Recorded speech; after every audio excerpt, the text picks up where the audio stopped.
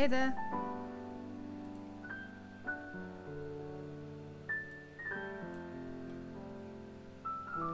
How are you doing?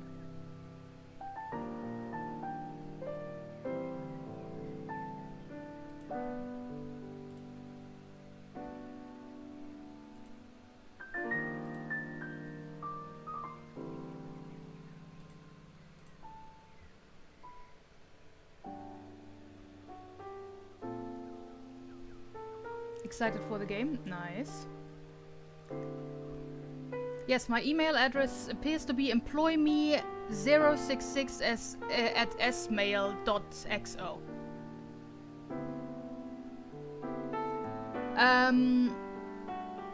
Yeah, the game put in some things automatically, which is why I'm starting on this screen rather than the home screen of this game. Because I already punched in this name rather than my actual name, which would have appeared here. Let's check this box required to show you are committed to jump through hoops when asked.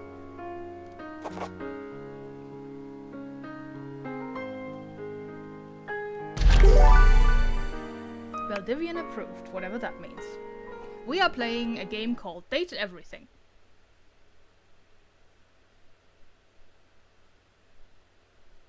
The most memorable, rewarding, and highest paid part of game development is writing loading screen trivia.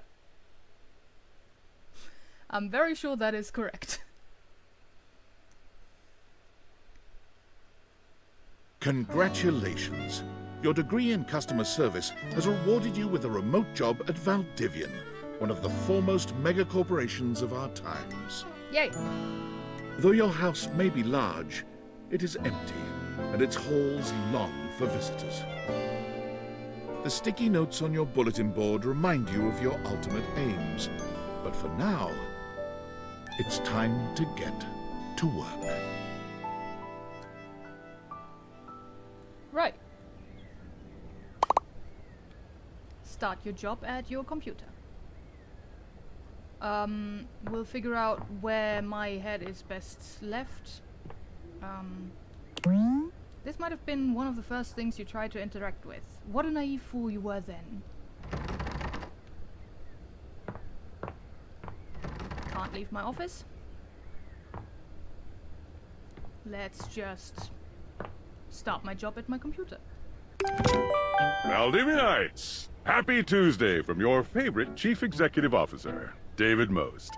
As you know, every day here at Valdivian is a reason to celebrate, as stipulated in your employment contract. Today, however, is extra monumental, as it's the first official day of our new hire. Please join me in giving them a warm welcome to our team. It's my first day! Out of the 30-ish job applications we didn't immediately burn, yours had the least spelling errors. Yay! You're joining us at a very exciting time, and we're all rooting for your success. As it lovingly says on the plaque above our daycare center, Valdivian, our business is family. We're so excited to have you joining ours. Coincidentally, the daycare center has been shuttered indefinitely due to the recent economic downturn. We thank our Director of Child Care Coordination, Irene Thomas, for her inspiring work.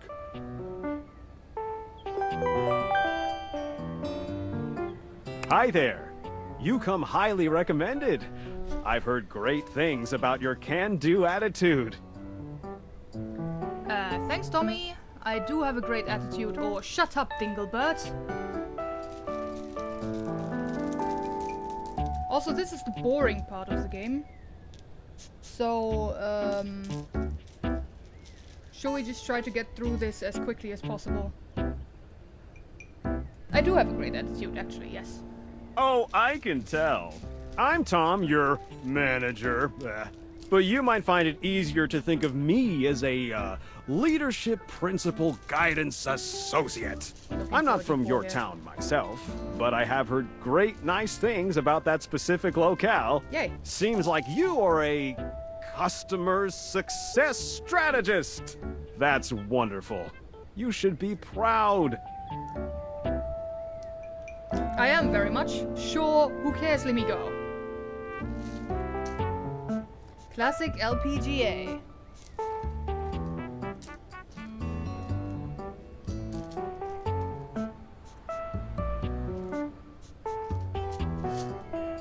Sure.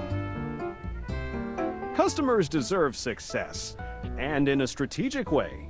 What could be better? Okay, champ. I'll let you get to it. Hey, you there? Who are you again? Hey, Sam. There she is, world's best friend.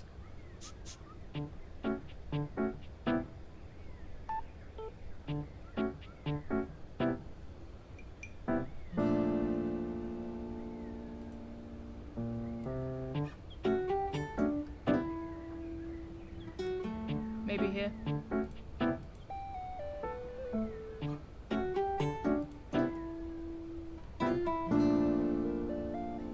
There she is, world's best friend. Oh god, don't start. I know you must be bored. Any advice for my first date? Just keep that customer service robot voice on at all times, and no matter how mad you get, never give it back to them.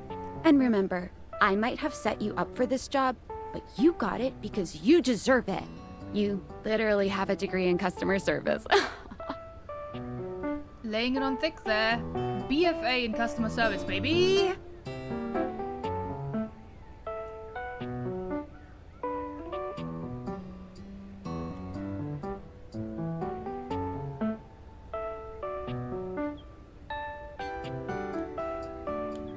That's right!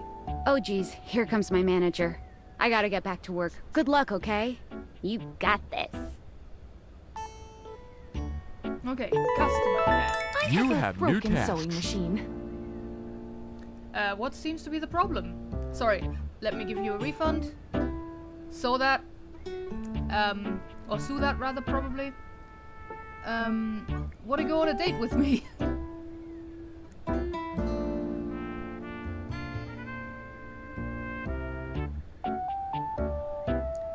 What seems to be the problem? Oh, I don't know. It stopped sewing a couple of years ago. I'm sorry to hear that, or this sounds fishy. Also, a couple of years ago? Why are you refunding it now?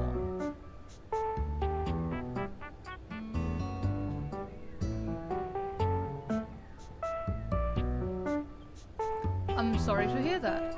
Can I get a refund, though? Sure, I don't see why not.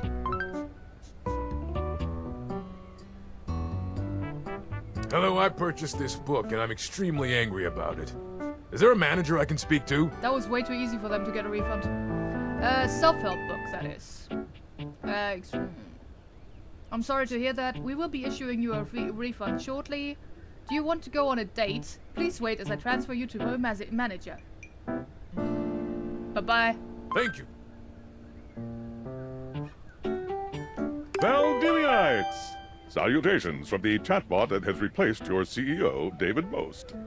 Just kidding. CEO is an extremely important position, and there is no way a computer could ever replicate the ingenuity, expertise, and warmth I utilize daily to bring leadership to our team and value to our shareholders. Humanity is absolutely integral to the transformative work we do here at Valdivian, and I will defend the essential importance of human contributions in every single aspect of this company. Excluding, of course, the following departments: sales, marketing, finance, legal, operations, public relations, communications, product, research and development, customer service, facilities, janitorial, and, of course, human resources. If your department has been affected, however, do not fear. Your new Val 9000 AI assistant Val isn't here 9000? to replace you. It's merely a useful tool to help you determine if your job is obsolete. Speaking of, please join me in bidding a fond Valdivian farewell to Glenn Bernard and the amazing artificial intelligence team that built the Val 9000. While the Val 9000 has unfortunately determined your incredible skills would be better utilized elsewhere, your contributions to our shareholders won't soon be forgotten. So he built the Val 9000 and was now replaced by it. Cool. Good job, sir. Also, very obvious note there. Yeah, our rating went up because so far we have been helpful to people. Champ! Got a quick minute? Sure thing, Tom, or nope, busy.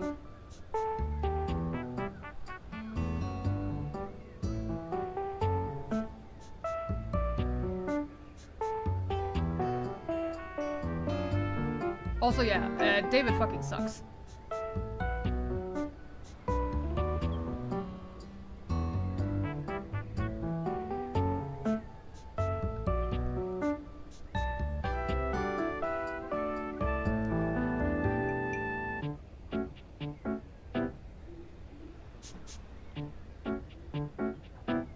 Sure thing, Tom. Oh, knew you were always good for a quick minute. The thing is, Valdivian has done some he really doesn't. intensive research. And it looks like Val 9000, the latest iterative AI tech, is going to be taking over your job for the foreseeable future. It's my first day.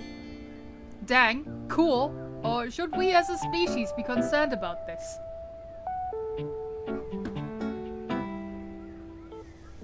Should we as a species be concerned about this? I don't think so.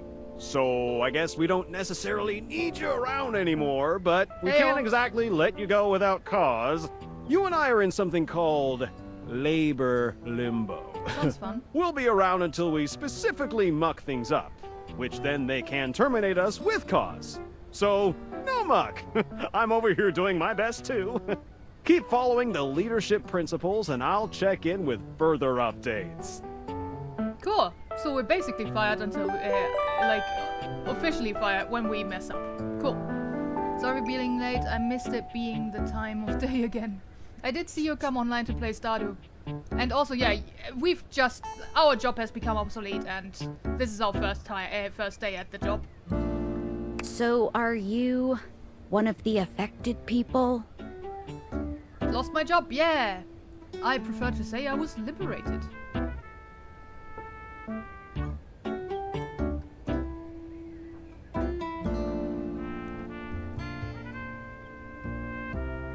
Also, the AI is called Val 9000. Yeah, the Switch told me that you were online. I prefer to say I was liberated. I mean, I knew this was coming soon, but like, didn't expect it today. Sorry for getting you this job and then getting you fired. I'm not fired, I'm in limbo. Don't be sorry, I'm not actually fired yet. It's okay, like a bad party, my job is just in limbo. Sorry.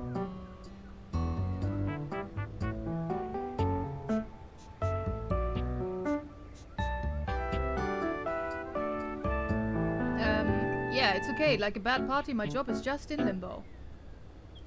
Oh yeah? That kind of makes sense. In a completely twisted way, of course. Well, they're gonna lock you out of here on your computer, so we can't talk here anymore. Are you on Discord? Discord. What's that? Yeah, I signed up, but didn't know anyone. We'll do most customers after this conversation. Also, is that the phrasing we're going with?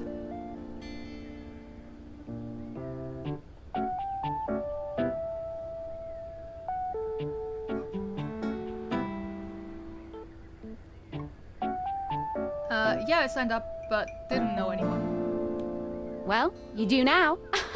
We should talk there more. Who knows who's listening to us here? Talk to you later. The AI, probably. No, I would not like to relieve my computer yet. I still have customers. Can't get fired.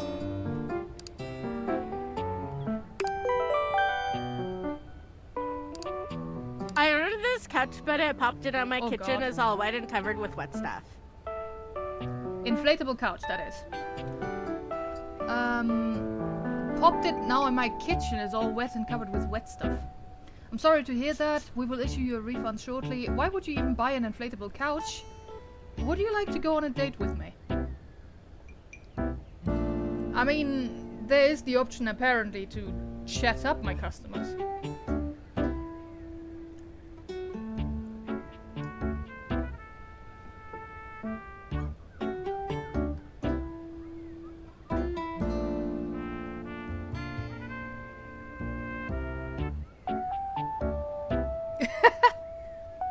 Okay. I'm rolling for that then. Why would you even buy an inflatable couch? What?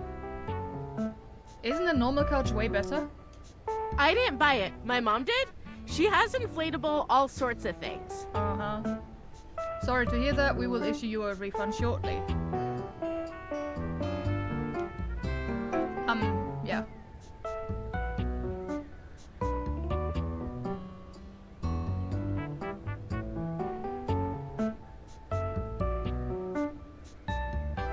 Really going there, huh? Okay, we will issue you a refund shortly. Yay. I am a science teacher, Pronto Palace High School, Go Harridans, and I ordered this as part of a series in which I give students an element to take care of to learn how to be a good parent. This is not cobalt. It did not respond to normal cobalt stimuli. What do you mean as a parent to an element? Use eggs or flour like a normal person. What should it do normally? Are you a supervillain? This type of science is above my current Valdivian level. Or are you single?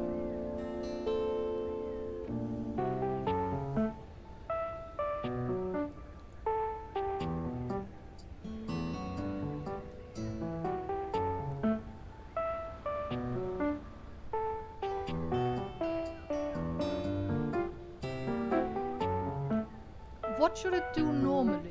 Well, normal cobalt is ferromagnetic. This is paramagnetic. Can you prove you're a science teacher? Are you a supervillain? This type of science is above my current Valdivian level, or are you single?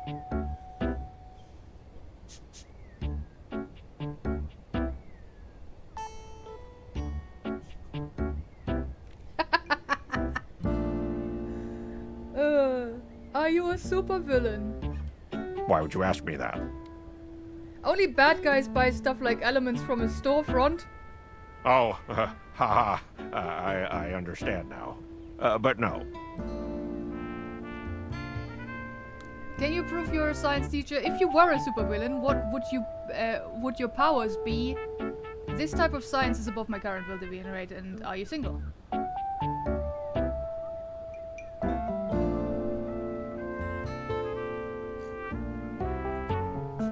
If you were a supervillain, what would your powers be? I suppose it would be something to do with fire. I've always been quite taken by its properties. If I was a supervillain, I'd be the Distracto. I see. I'd distract people so we can play games online or something. This definitely appears to be your path. I will try again later. Good job. I mean, he didn't get the money from the insurance, so that's probably good for my job. Hello, my name is Emmanuel, and I have counted precisely 480 paper clips in this box. I would like a refund promptly. Thank you. It's supposed to be 500, okay. I wanted to keep talking. Oh, I'm sad now. I'm sorry. You counted every single one? That is our mistake. We will be issuing you a refund shortly. Please wait as I transfer you to my manager. Or would you like to go on a date? You counted every single one? Yes, every single one. We will be issuing you a refund shortly. Oh, that's wild.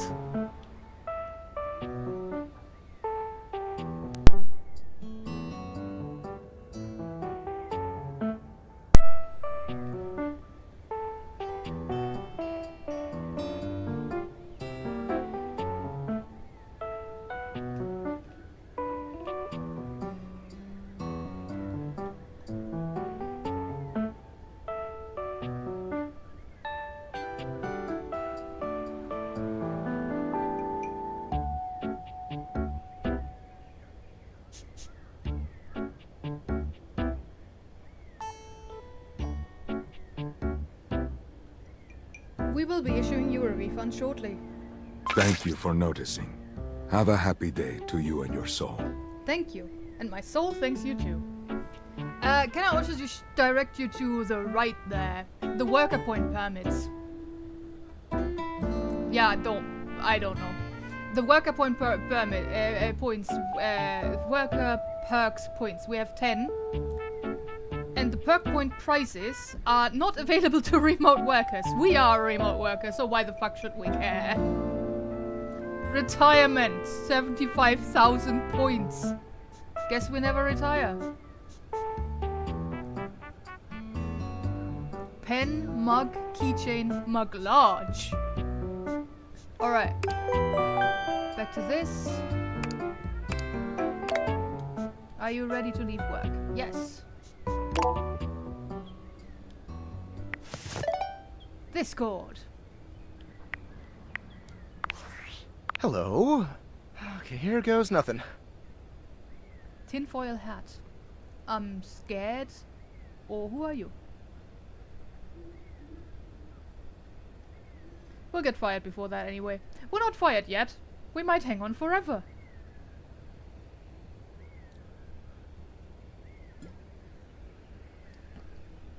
Who are you?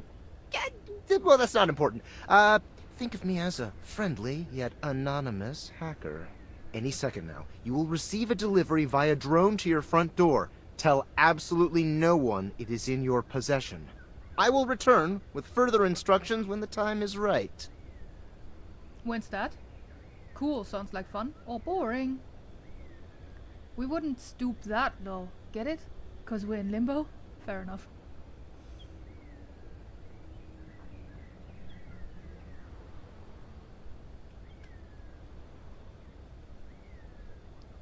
Cool. That sounds fun. Perhaps. Perhaps. Can't save yet. Main menu. No. Oh, that takes me to the actual game's main menu.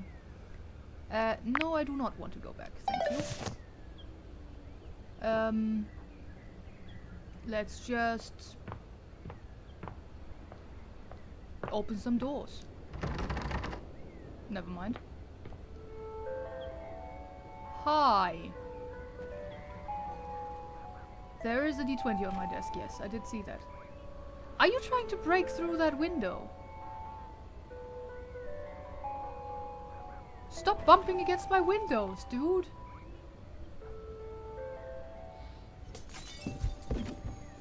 Well, it found a window.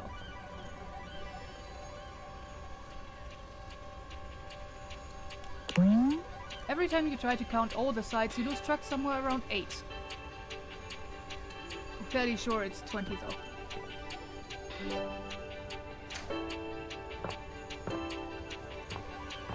Good job, drone.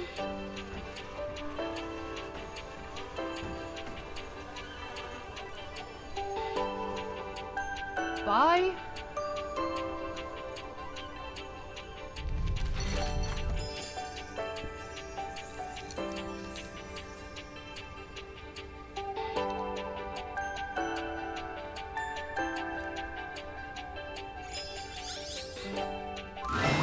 You're not quite sure how it happened, but there's a smiling, pink-haired stranger standing just a few feet away from you. You don't remember inviting anyone over. Certainly remember inviting someone this cute to your house. Hey there! Your life is about to change. Hope you're ready. A talking pair of glasses? Shut up, I hate you already. I've already played this game and want to skip this part. I would like to skip this particular conversation. A talking pair of glasses? You know it, but I'm not just any pair of glasses. I'm here to help you out. I'm a pair of Dateviator glasses. My name is Skylar Specs. Specs. You met a new dateable. Woohoo! My lenses have special properties. They allow you to directly acknowledge a thing's existence. Or date. You see all the things around your house? Things you might have taken for granted? Now you have the power to get to know them better.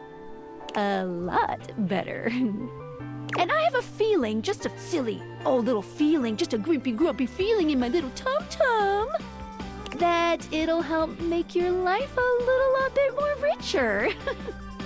A little lot bit more richer. And maybe find some love. Love that is all around you. Richer in experiences or money? I think experiences. In fact, let's go on a date right now. What? I'm not ready for that. Okay, let's go.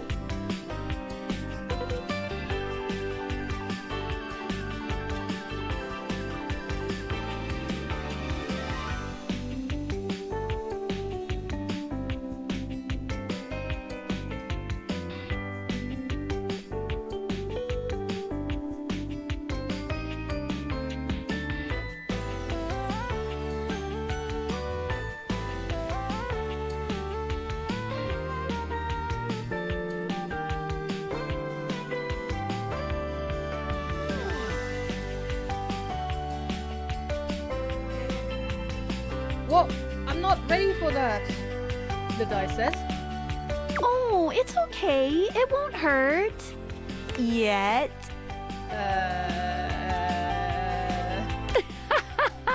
Just kidding. I'm a kidder. I find it easier to cover my feelings in low-hanging humor to cover my unbelievably dismal self-esteem. Yeah, I'm sad inside. So, we are going to awaken our first dateable object. Go up to a door, any door, and shoot some cool beams at it. Yeah, pew pew pew pew, go, go. Alright, I'm not going for the front door.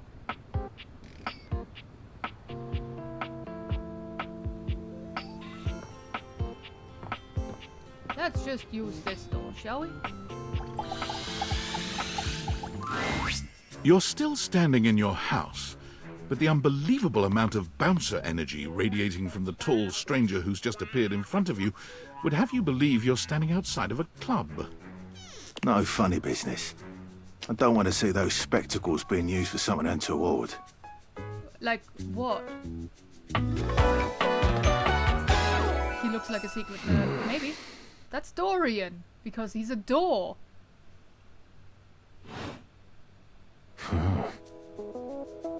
Hey, Dorian. Trust me, this is going to go super well. You sure about that? Yeah, I'm looking for love. Me? I'm just along for the ride. I am Chaos Reborn. I would like to skip this particular conversation.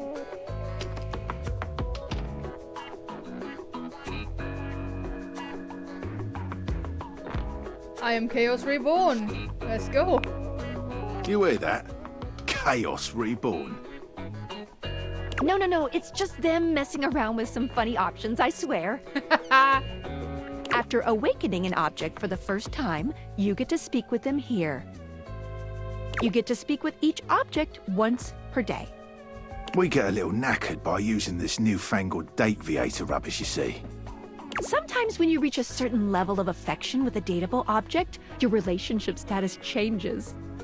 There are 3 statuses: love, friendship, and hate. Like in real life.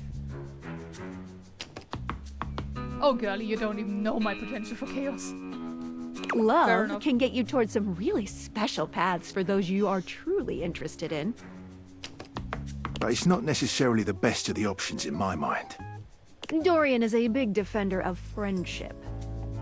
If everyone were friends, the world would be an awful lot safer, in my opinion. I've seen the complications of love. I've lived through the jealous quarrels of hate. The true bond is one between 2 friends with none of the intricacies of romantic tension. That's our bouncer Dorian talking, but you can go toward whichever one you like. Even hate, which isn't my fave personally. Mips and I will turn this whole house upside down. Hell yeah. You speaking of Reggie? Ugh, don't remind me. Human, you seem like a good sort. So we'll be friends. For now. Yeah, I think we might have found the asexual in this game. We're friends! Friends. As it should be. As it should be. Feels good, yeah? But friendship gets you even more than that. I call it specs points. Take a look at this cool personality chart. Number go up. Alright, we got poise, empathy, charm, sass, and smarts. And we have 5 points in poise. Number go up. Bio. Poise, it's like watching a baby deer learn to walk only with less dignity. Which is like our poise right now is unruffled.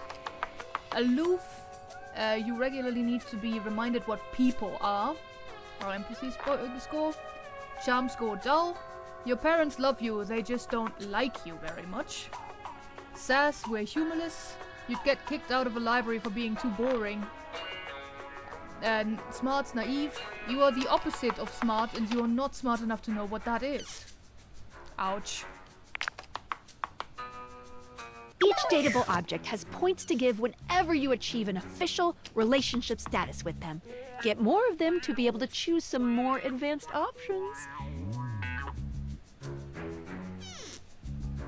I feel ever so slightly more confident, which is poise 5. Or interesting. Time to prove the game wrong? Do you want number go down?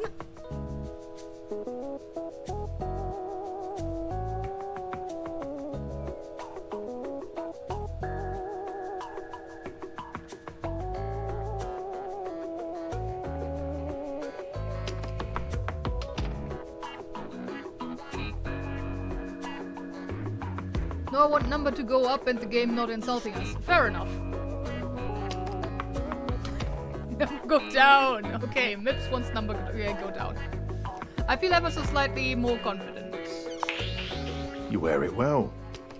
You can check out your specs points on your phone, which... There's specs, Wait. get it? Can number go sideways? We gotta Maybe. talk to your phone. Duty calls, love. Bye, Dorian. Take out your phone and then shoot my beebs while it's out.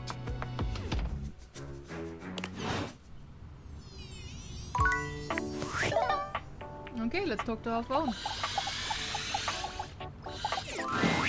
A beautiful stranger with a dazzling smile appears in front of you, shooting you a dress. knowing wink. She turns that megawatt smile your way, and it feels like the sun is shining only on you. Hey there! Ooh, I like it much better up here where I can see your face. Whoa, what just happened? And now my phone is talking. Hey, you're a phone. I get it. I would like to skip this particular conversation.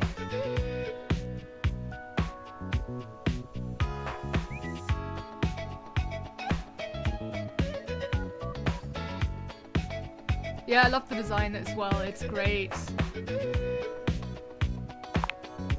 Your life just got a whole lot better. And that's what. Seems fair. Of course, to really enjoy it, you're gonna need someone to show you how things work. Hello! Phoenicia. Hey there. Oh, you must be Skylar.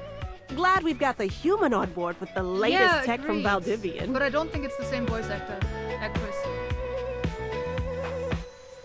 I've been doing a little tutorial with them about how things work.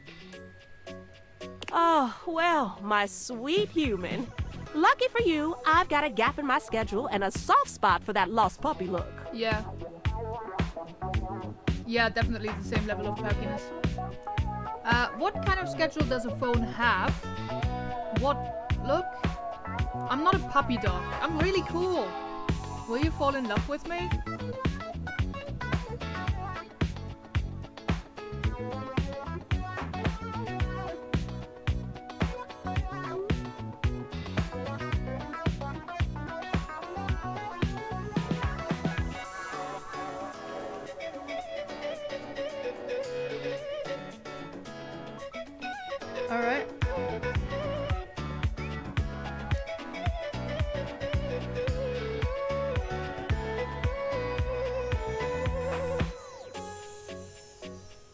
What? Look. Aw, yeah, that's the one. This is just my face. I'm going to take that as a compliment.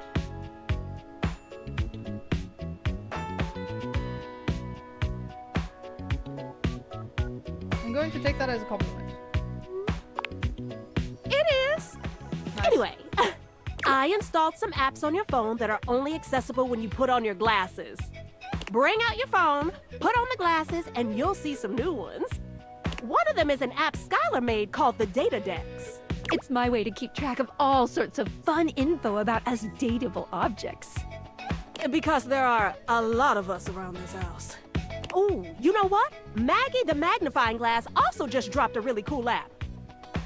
Ooh, gotta run! Another call coming in! Bye, Phoenicia! How much more do we have? Or onward?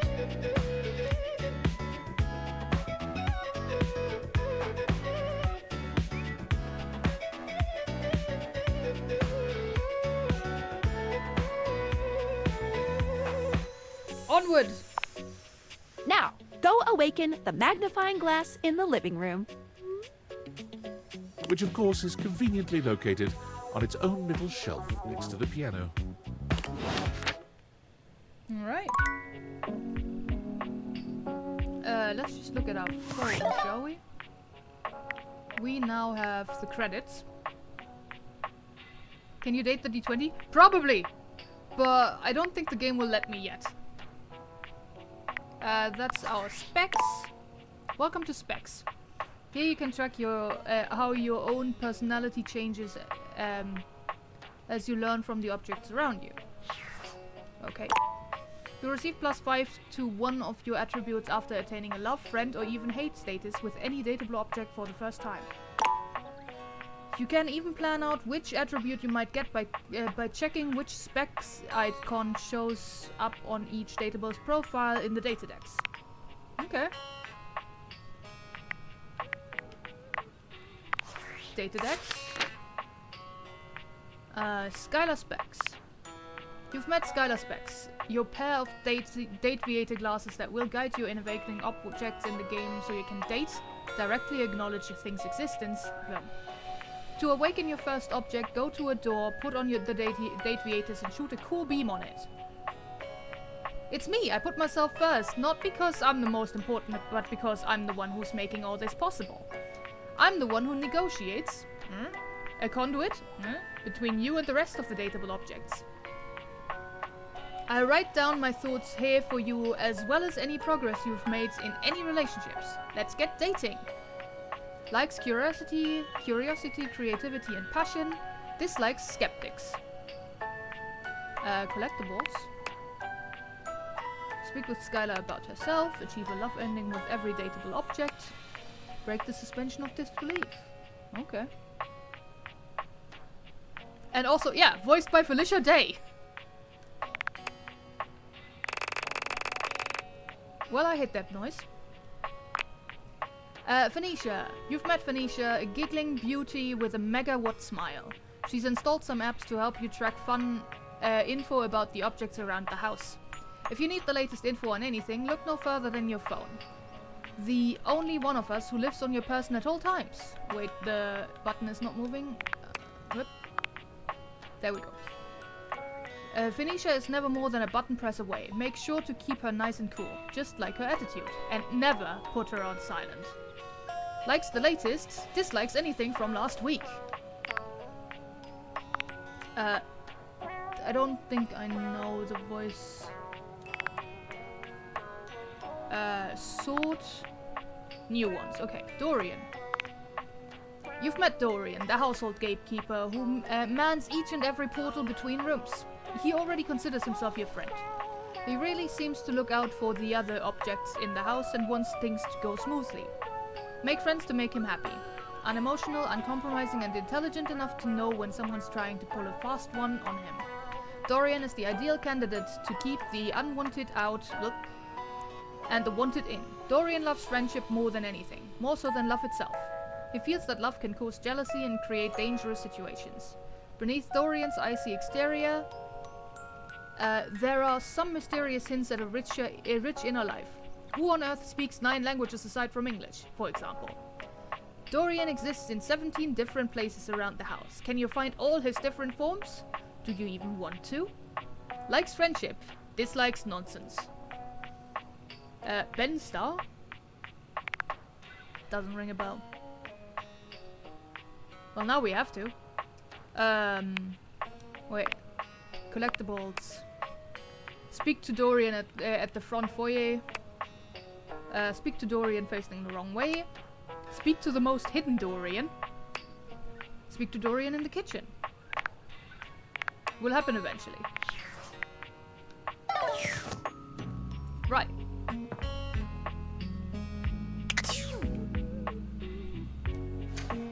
That's the bathroom.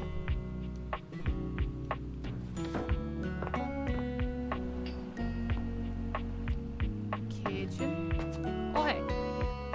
You are probably also dateable.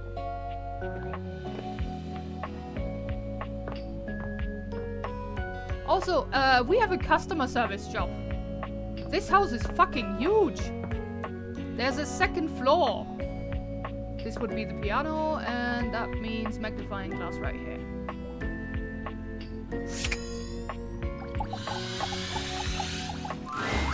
There's a distinct air Aww. of mystery to the private eye that stands before you. She reminds you of the old detective serials your parents used to watch. She gives you a scrutinizing glare through her magnifying glass, one eye comically enlarged. It's especially goofy looking to see it on someone with glasses. You would fit in well with the Phoenix Wright stories. Well, well, well. What have we here? Aha! Maggie the Magnifier. You're not a suspect, are you?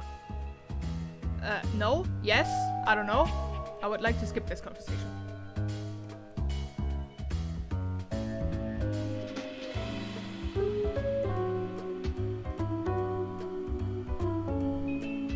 I don't know. Very suspicious behavior, this not knowing. Maggie, it's our humans' first day talking with us. Go a little easy on them. Interesting. These glasses come in from the outside and are already trying to influence my case? Suspicious, one might say. Trust me, this human has a lot of potential to make this house a better place. It's true. I'll do my best, but no guarantees. I can't wait to mess every one of your objects up. Suspicious. Fair enough.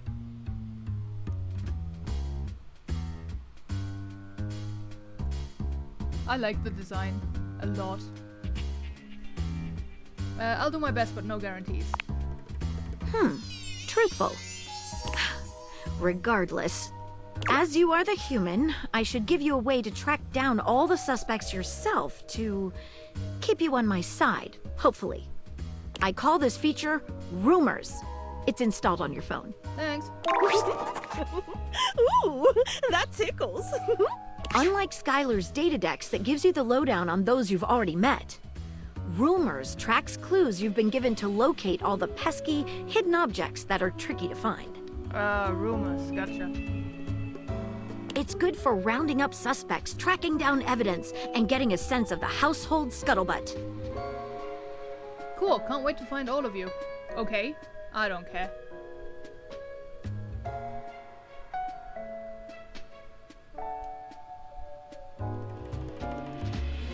Cool. Can't wait to find all of you. It'll be tough, but worth it. The more you find, the better your specs will be. Take a look at Rumors in your phone. It'll help you find your way to your last dateable for today. Good luck, Gumshoe. It's getting late. Who should be the last one we talk to before I run out of charges? Oh, check out that rumor Maggie gave you if you need ideas. Wink, wink.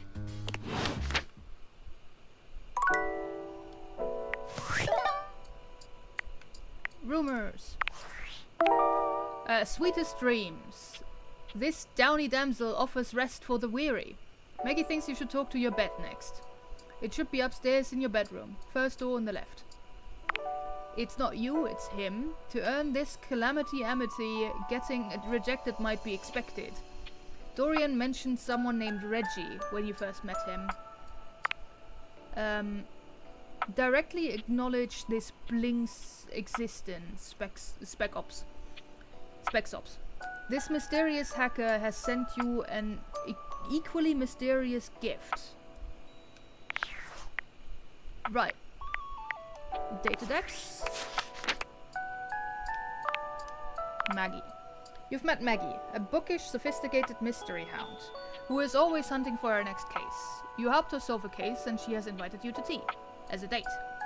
Maggie is always on the hunt for the next mystery, whether it's trying to figure out where that table coaster disappeared to, you lost it, or what has been leaving the who has been leaving the refrigerator door open at 2 AM, also you, or who forgot to turn the oven off before leaving on that trip to Aruba, again you.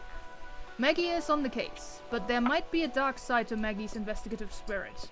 Years ago, Maggie was in a relationship with a beautiful pair of binoculars. She fell madly, utterly in love.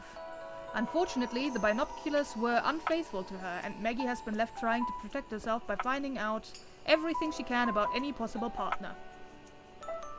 This has left her pushing away anyone who might get close, as she has no sense of when being interested has become being a snoop.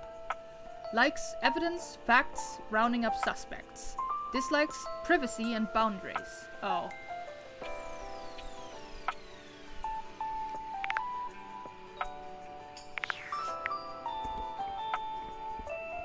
Alright. Living room.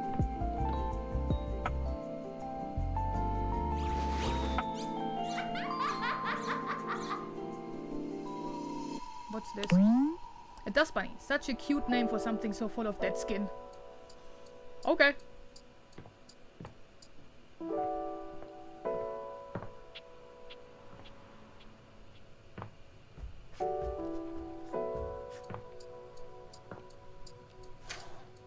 We have a gym.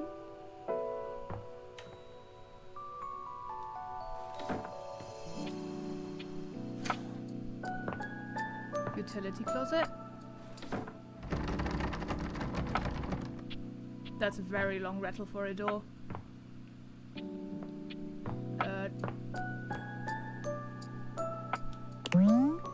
You love your door so much that you respect their right to be locked. Okay. Dorian is scared, clearly. Oh shit. Bedroom.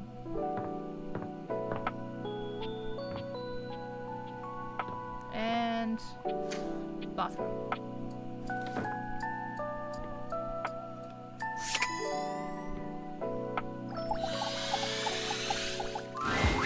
Standing here in your bedroom, you're struck by the realization that it's been entirely too long since you had anyone near your bed who wasn't, well, you. How strange, then, that the beauty standing before you feels so familiar, even though you're certain you've never seen her in your life. Look at the corset. She's all curves and comfort, a soft body and softer facial features that seem to invite one closer subconsciously. She's positively enchanting. Hey there, stranger. Do I know you? Who are you? Why do I feel like I know you?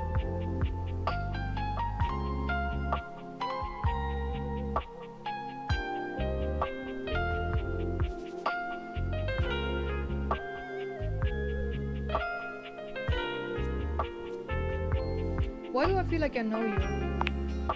Because you do. I'm Betty, and of course I'm your bed.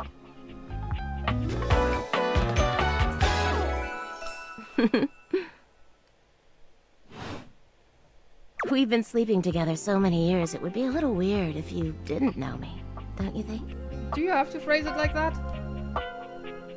I've been sleeping with a beautiful woman and I didn't know it? I feel like I definitely remember sleeping with someone as pretty as you. I've been alone for a lot longer than I'd like to admit. I don't care, I want to skip.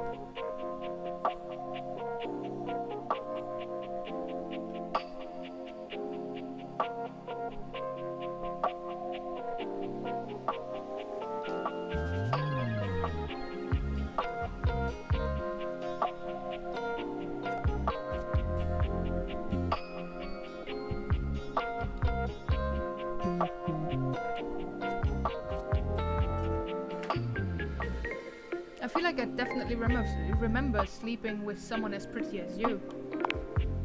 I've been here for it all, darling. But we can make some new memories from here on. It's a shame for someone as cute as you to be alone for so long, isn't it? Will you be bringing someone back here anytime soon? That's not really my thing. I hope so. I haven't been alone by choice. I don't see how it's any of your business.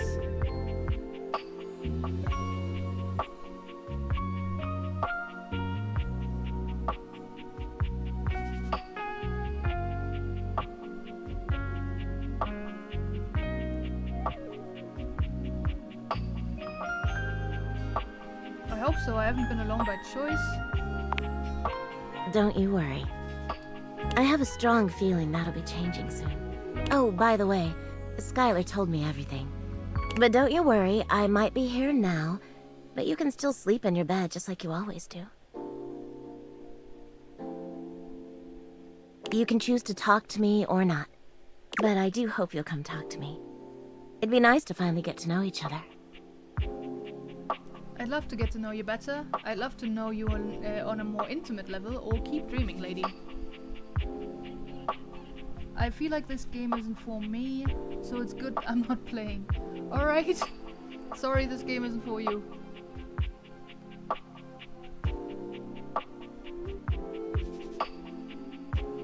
I'm mostly in it for the costumes right now, by the way. Like, the costumes are really fucking good. I'd love to get you to know you better. The characters design. How lovely. Come back soon then, cutie. I mean, aren't we all? Well, not all of us, but... And I mean, the option is that we can all just be friends. Well, anyway, I'll be here. See you tonight. Sounds like I have no choice. It's a date or see you tonight.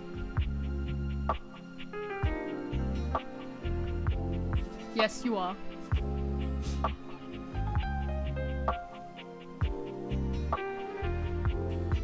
I always play it in a way that the game character is not me. Yeah, fair enough. I most of the time do that too. It's a date. I can't wait. Sorry, I'm late. I took a look at rumors and got caught up in some real head scratchers.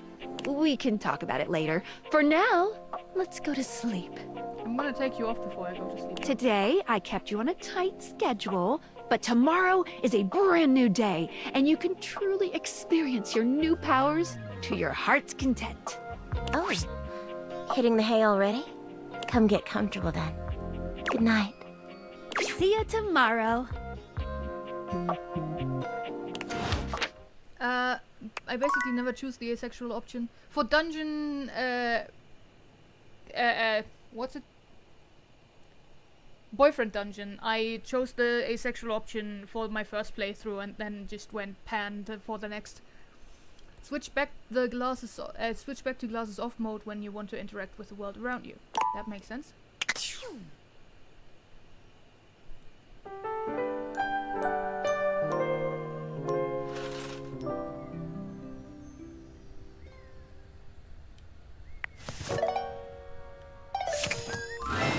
Good morning. Are you ready to start getting to know everyone around here better? Yes. I hope so. It might be D20 time. Maybe finally find some love? Why am I doing this? What if I want you to fall in love with me? Where should I go next? Or can I just leave my house?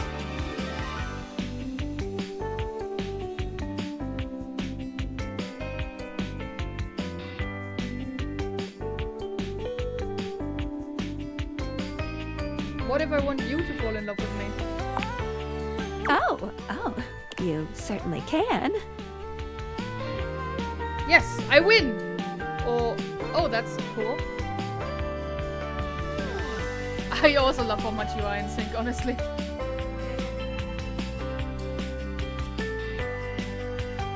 Yes, I win! But I'm still in my tutorial mode setting. In in most games that's fine, but this is directly addressing me with you, and it seems very implied it's a player stand-in, so I'm out. That's fair. If it makes you uncomfortable, then do what you need to do. And I'm sorry for that. On the clock with a new user, you know? I'm the new user, but I want to confess my undying love to you, Skylar.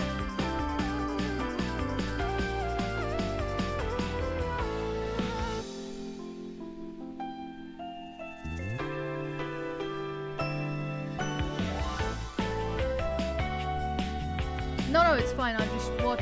It's still fun to see. Good. Glad that is the case. I'm the new user? You betcha. Yay. So, if you want to get to know me better...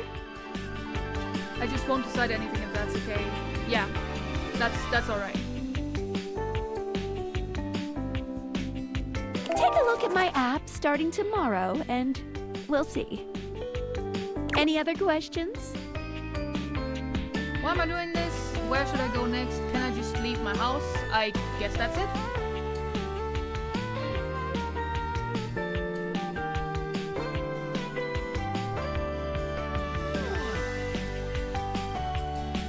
Where should I go next? I would suggest following up with Maggie next. As a detective, she'd have some good places to start. We know where to start though. Okay, sounds good. Or she's the... I already talked to her. I've still been super curious what this game is like since they've roped in so many celebrities and it's been so anticipated. Yeah, very, very fair, yeah. I only saw by chance that it dropped the other day. Okay, sounds good. But really, there's no going wrong here. Talk to anyone you want, in any order you want. You betcha. You're basically in a big, huge sandbox open for you to play in. Except, instead of sand, it's your house. And instead of a box, it's also your house. Any other questions? Why am I doing this? Can I just leave my house, or I guess that's it?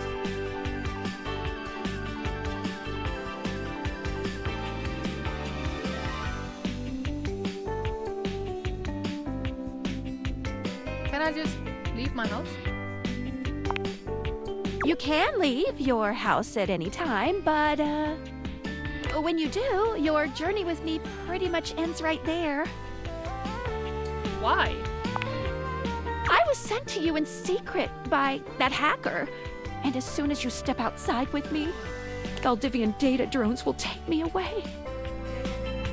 Not Valdivian data drones! I love and trust Valdivian. They would use you for good, or that's convenient.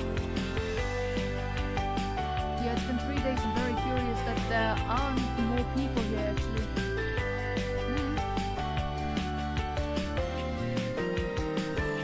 I mean, more people than usually were at my Baldur's Gate streams, to be fair. Just not active in chat, which is fine. Not Valdivian data drones. Oh, it's a terrifying thought.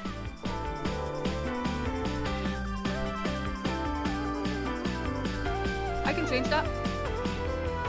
Anyway, I wouldn't recommend leaving your house now. Your adventure has only just begun. As soon as I can look at my phone. Any other questions? Why am I doing this? Or I guess that's it. Don't worry, Skylar. We'll protect you from the evil drones. Why am I doing this? Glad you asked. I was sent to you for a reason. A, well, mysterious reason. Can I know what the reason is? Right. From the tinfoil hat hacker.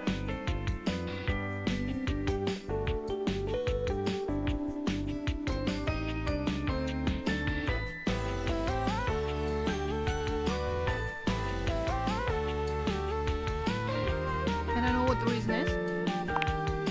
Not until I know that I can trust you. No, Mips, why? Since there's no one else here you could ask about it, I'd recommend doing the only thing you can do, and date. I don't want to date anyone. Okay, sounds like a plan. Guess I have no choice.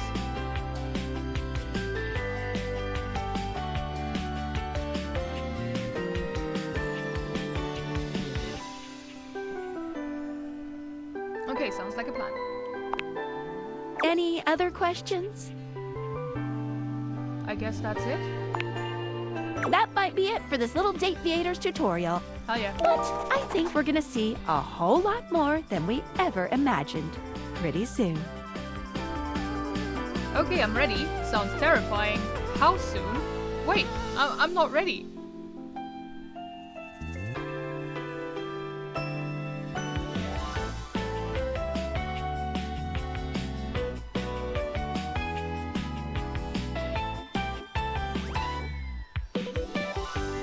Okay, I'm ready.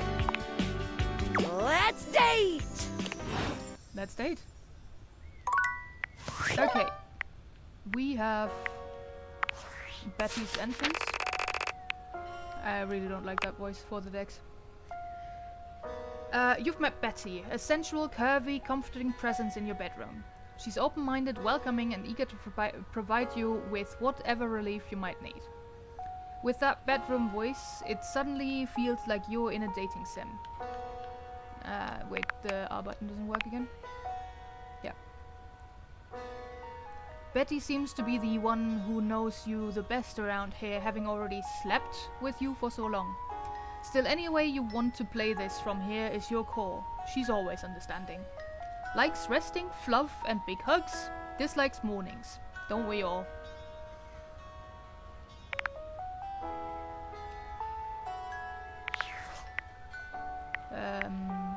There were new rumors? Oh wait, rumors were removed.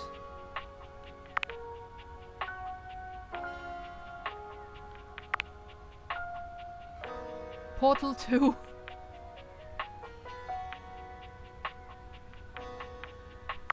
A closer look.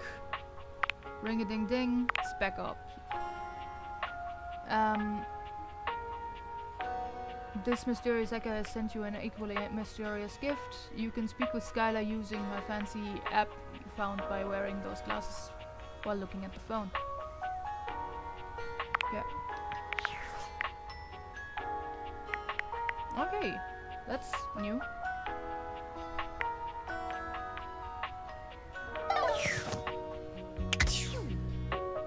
So, let's go downstairs.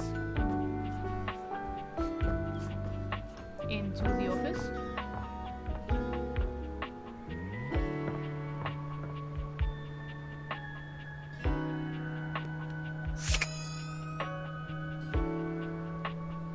And shoot some beams at that D20 over there. You've never been ashamed of your interest in tabletop games, but ever since you stopped seeing people, you've spent far less time role-playing than you used to. The map is a cape. That's so good.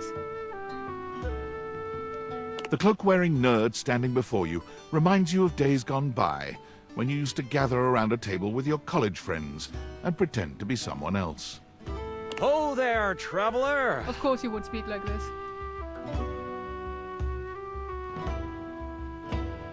The whole outfit is a bit much, yeah. I do love the map cape though. What did you call me? No. Ho, as in, hey. Ah, that was... Howdy. How are you? You know, simple salutation. That might not be the best greeting. Oh, well then, a good day to you.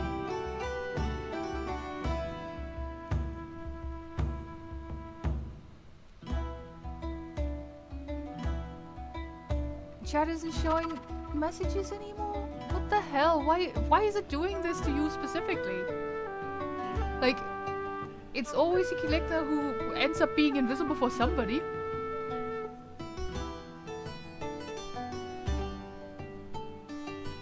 That's so weird. Oh well then, a good day to you. Ah, that's the spirit. I'm Chance, your D20. Of course you're called Chance, yeah. The mysterious cloak comes off, and you see the friendly face beneath. That's better.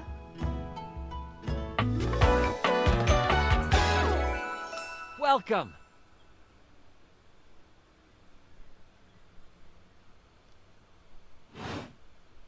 Taking a tiny respite from the drudgery of work? You know what they say about all work and no play? Just getting up to stretch my legs, walk around, talk to my things.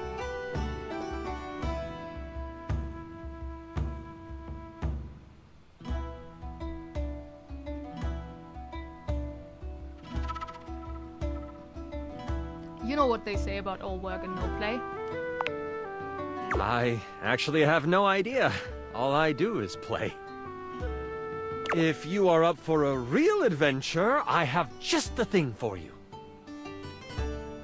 Have you ever heard of grottos and gargoyles? Never have I ever. What's that? Are you kidding me? Of course I've heard of G&G. Legally distinct.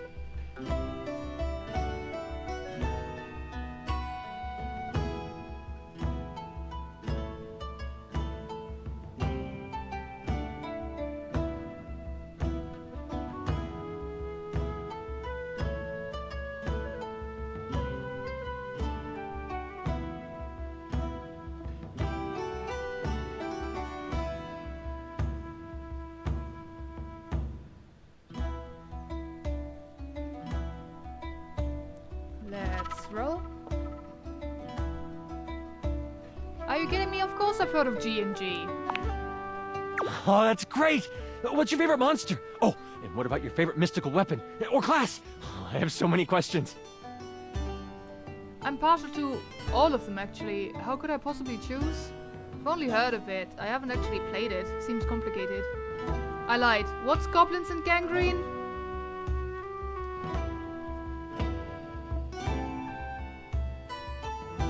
Oh no. I lied. What's goblins and gangrene? Grottos and gargoyles.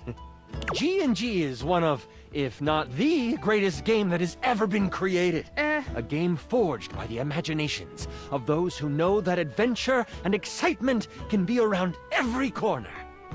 It's a role-playing game, so part of the fun is really getting into it. What do you mean by role-playing game? Get into it? How do you do that?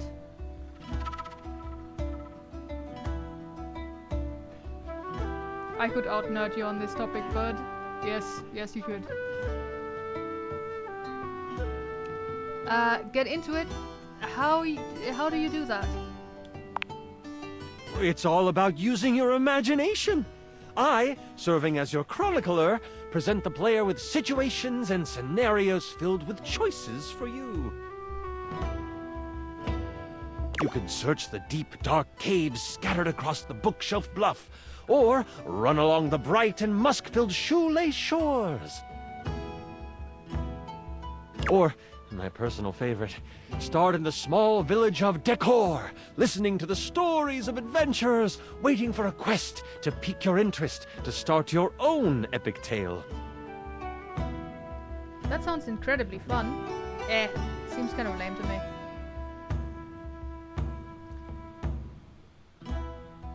Yeah, actually, it's probably Matt Mercer. That sounds incredibly fun. Chance's eyes light up, his hands balling into fists as he does his best to contain his excitement. Really? Holy crit! Someone to play with me!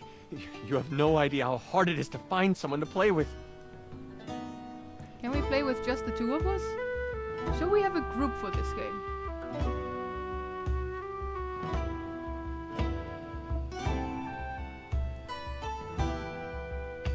Should we have a group for this game? Ideally, but hey, one-on-one sessions can be a really great way to learn the game. Depending on what class you pick, though, I might have a few friends around the house who might want to hop in. Regardless, it'll give us some time to get to know each other better. Holy crit. Yeah, definitely Matt Mercer. I can roll with that. What's next? 1-on-1? I like those odds. What do we do now?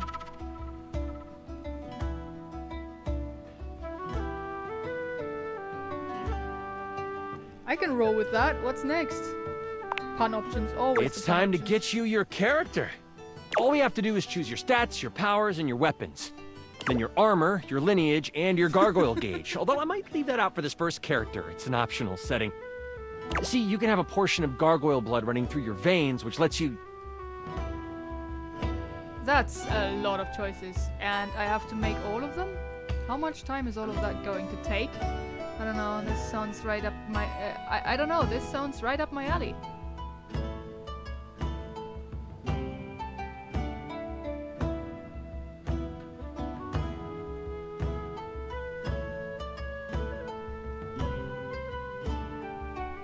I don't know, this sounds right up my alley.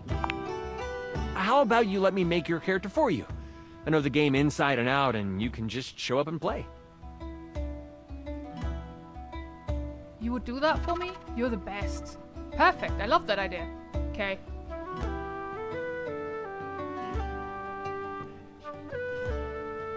But making characters is fun, I know!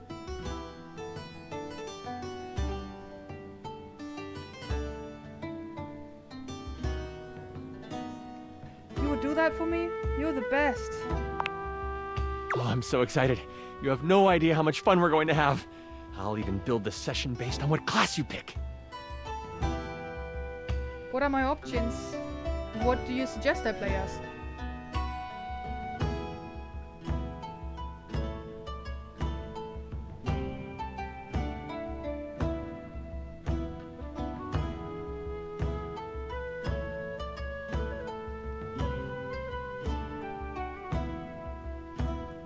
What are my options? There are 3 classes I can get rolling for you. All of them are awesome, but they won't be too much of a challenge. I'd suggest the Troubadour, the Guardian, or the Enchanter. I see. Which one would you like? Can you explain them to me? The Troubadour sounds like fun. Guardian all the way. Ooh, Enchanter is the one for me.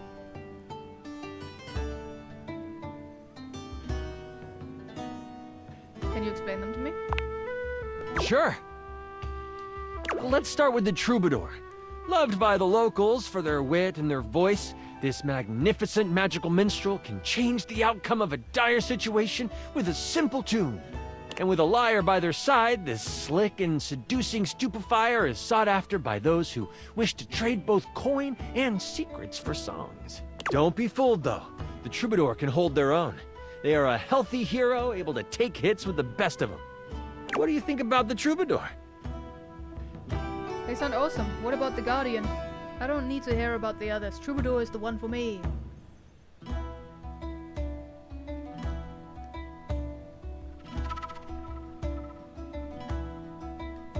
Guardian? The mighty Guardian.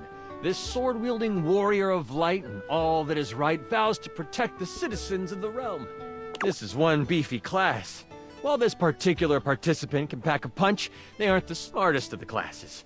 If there's a problem, they will try to solve it by punching. It isn't a bad thing, though. A well-equipped Guardian can take down the most vicious of gargoyles. Their fighting record is just as shiny as their armor. Thoughts on the Guardian? Strong and shiny? That's the one for me. On second thought, Troubadour is the one for me. You know, I'm still not sure. What's the last one? Obviously. What's the last one? The Enchanter. The magic-slinging specialist who calls on charms to complete tasks. Shrouded in secrets and itchy cloaks, the Enchanter is a master of the far-off flaming finger. They are a bit more delicate, opting to avoid obvious agony by staying further back from the brawl. Don't think they aren't good at busting heads. They can spin spells to soften the toughest heel troll, or even summon a sidewinding slipper snake. How does the Enchanter sound to you? I do love me some magic. The Enchanter it is. I think the Guardian is the one for me. None of them sound as cool as the Troubadour. Can you explain the movie to me again? No, no, he cannot.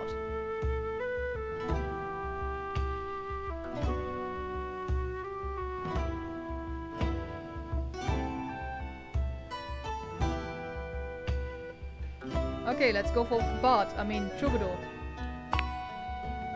I'm so excited! The Troubadour.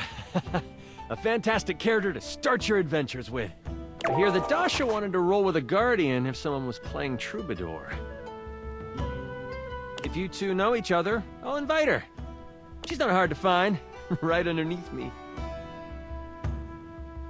When do we get to play? Now that I know who you want to be, it'll take me some time to finish building out the session for you. Give me a day? I should be ready by then. Anything before that, and it's a bit dicey if I'll be ready or not. Dicey? Sounds great, I can't wait. A whole day? Can't it be any sooner? Do you think Dorian would be a troubadour as well? He'd be offended if you said that? Probably, yeah. Yeah, he would. It sounds great, can't wait. Let's not complain about how long it me takes for neither. a DM to do things. It's been so long since I've A day played. is not a I'll lot see you of then. time. So Dasha is the desk? Then, probably?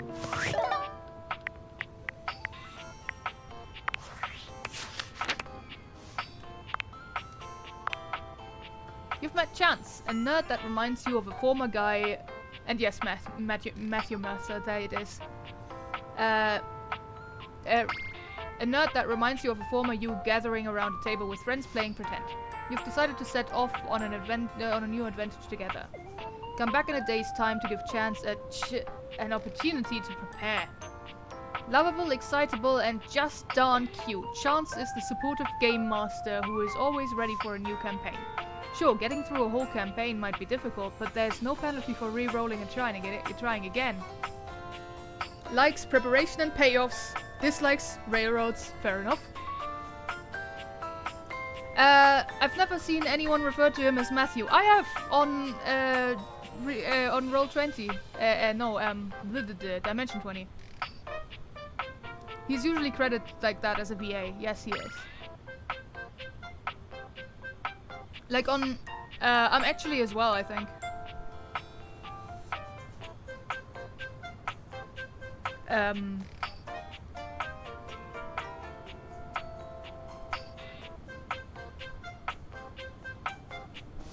So yeah, collectibles. Damn, there's a lot. Play through the Guardian campaign. Troubadour 2, Enchanter 2, Enchanter 4. Enchanter gives you 4 possible things that you can pick up. Right. What do we want to talk to next? There's a whole lot of options.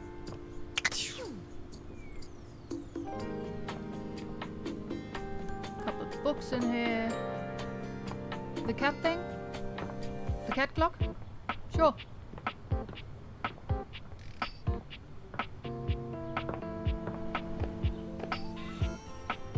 There you are.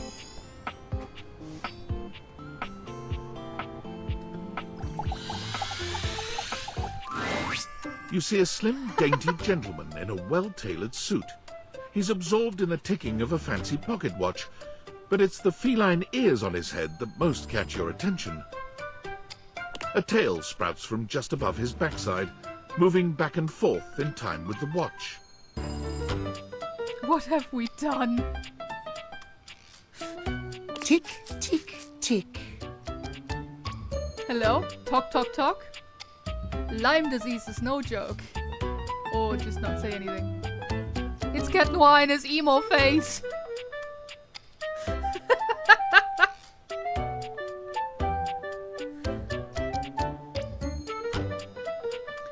Lyme disease is no joke. What? No, never mind. I don't want to. Wait, it's actually his voice.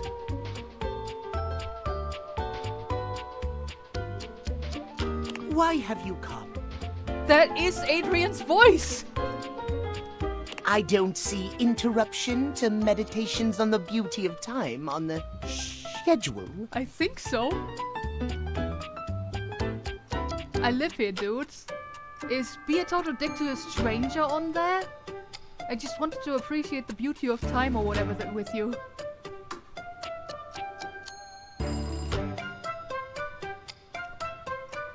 Also, I did want to turn down the music a bit, didn't I?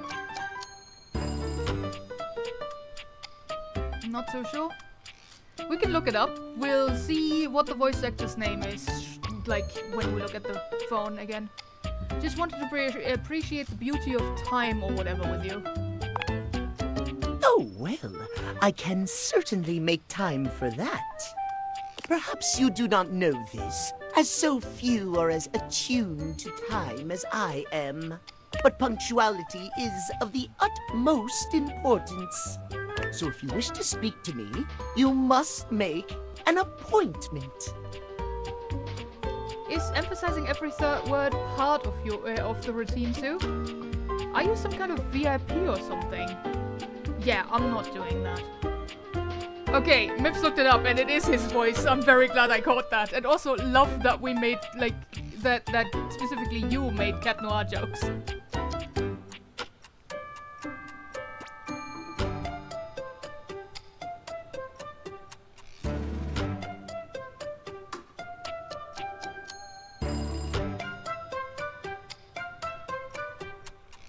He was also in Octopath 2. But only as like a prologue character and never again after that.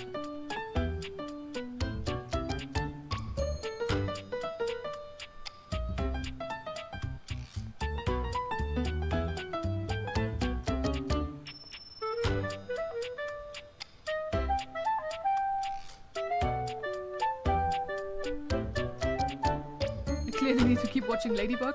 Yes. It's wild sometimes. Are you some kind of VIP or something? If VIP stands for very intelligent and punctual, then yes, I am. That's not what it stands for. If you wish to make my acquaintance properly, you will return with an appointment. Are you gonna at least tell me your name before I do that? I don't even know who you are yet. And who am I getting an appointment with, exactly? And who am I getting an appointment with, exactly? Sweet heavenly hours, I was so busy reprimanding you, I forgot to introduce myself. Not that you didn't deserve it for breaking from the schedule, but it is no excuse. Timothy Timepiece, at your service. Timeliness. Did he just shout timeliness? Guess that explains the obsession with time. It most certainly does not. We should all be obsessed with the beauty and perfection of time. The safety of it, really. Timeliness. As long as one abides by the schedule, nothing can be out of place. You will abide by the schedule, won't you? Say schedule one more time. Of course I respect your schedule.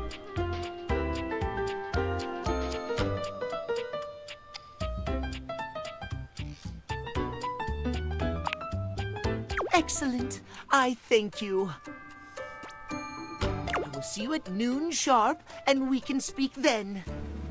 Do not be early, do not be late, and do not try to see me at another time. If you do, catastrophe on timeliness. Which is worse than catastrophe, yes. See you then, and not a moment before. Catastrophe? Yes.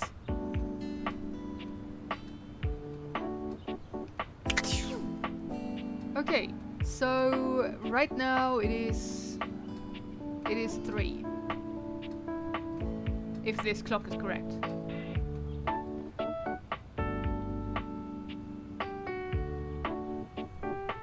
Yes, I can. We have a couple of windows. The windows are probably also a person. Can you talk to the knives? I mean...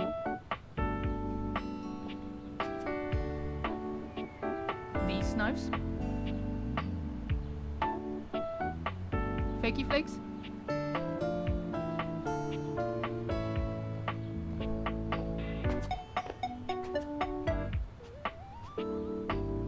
Yes, fakey flakes.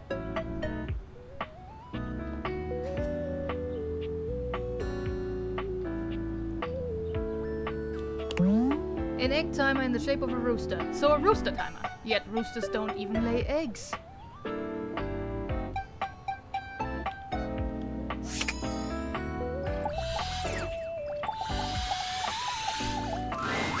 A burly chef stands in your kitchen, looking at you expectantly as he stirs a saucepot. Despite his intimidating stature, there's warmth in the depths of his dark eyes. You seem to be the stove and not the egg timer, to be honest. You must be my new sous chef. I'm Stefan. Hi, Stefan. Hey. Are you ready for prep? Prep? I'm not here to cook. I still have not looked at the phone again, sorry.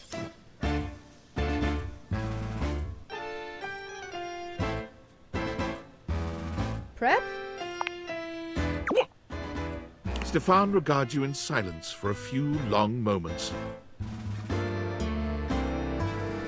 Then why are you here? Oh my god! An adorable chicken-shaped timer slides into the conversation. Oh, there we go. Settling Maybe we on did Stefan's shoulder. To the chicken timer. Mr. Charlie Cluckles. You're right, Mr. Cluckles. I could stand to be nicer. He takes a deep breath, steadying himself, then points dramatically at you. You! What are you doing in my kitchen? This is my kitchen? This isn't just your space.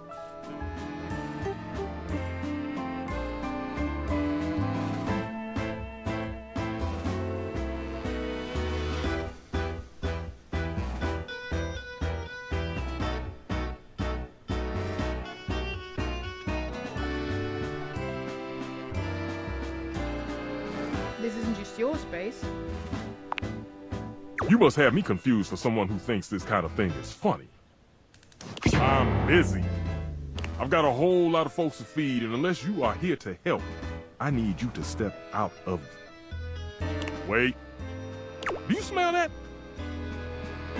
No? Just your bad attitude.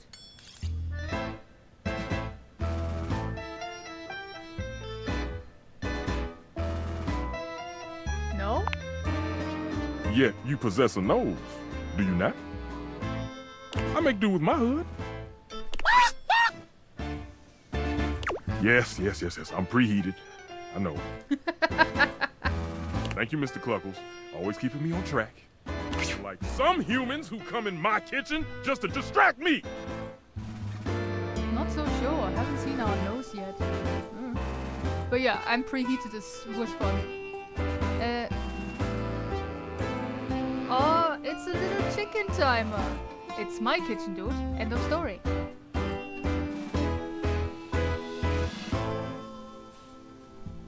Oh, it's a little chicken timer.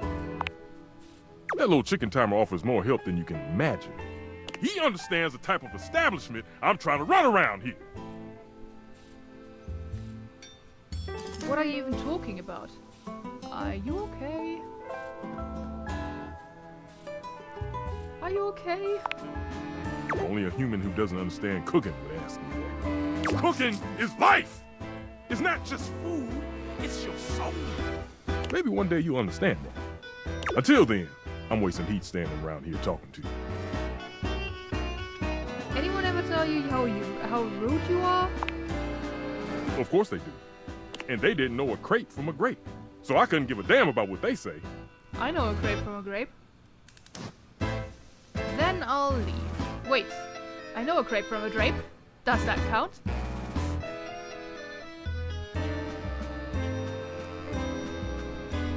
I know a grape from a drape. Does that count? Go on, shoot. Okay, Mr. Cluckles. All prep should be done in 7.5 minutes. Start the timer. And go!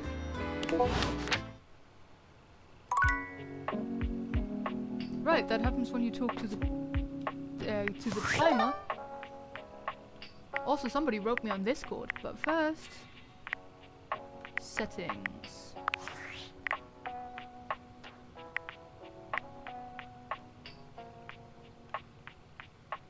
Let's just do it like this and see whether that helps with the louder ones.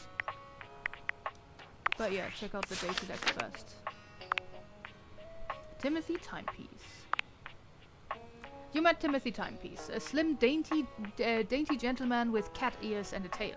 He's obsessed with clocks and punctuality. Go figure. He'd like you to return at noon sharp or else. Timothy is a cat-themed timepiece. He winds himself rather tightly, but his propriety is never in question. What cats have to do with clocks is beyond the scope of his data decks, but possibly by following his directions you will be able to find out. Likes timeliness, precision, and schedules. Dislikes everything else. Felines. Yes, he dislikes felines. Interesting. Speak with Timothy's alternate form. Glimpse Timothy's alternate form. Interesting. Stefan? You've met Stefan, the stove, and his assistant Mr. Cluckles. For Stefan, cooking is everything, and he's very busy. Come back a bit later. Stefan is a big burly stove who, despite his hard exterior, has a soft side hidden beneath those layers of muscle. If there's one thing that reigns supreme for Stefan, it is that food is the glue of the world. It brings everyone together from all walks of life, which instills a passion burning inside him. That passion makes him come off as fiery and overbearing sometimes. He's constantly bossing the kitchen around, not that anyone actually pays attention, so that everything runs like a well-oiled machine. However, behind that veritable wall of fire is a stove who simply wants to provide joy to all those around him. Likes cuisine, care, high standards, dislikes insincerity. We already have top-tier character, Mr. Cluckles.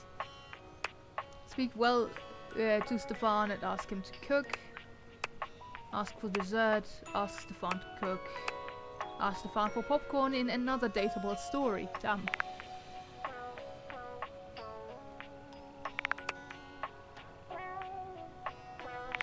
Okay. We have Discord messages. Hey! How's things in labor limbo? You been using all that extra time to do anything fun? Something weird happened to me. Boy, do I have a story for you. Kinda. My life got a lot weirder.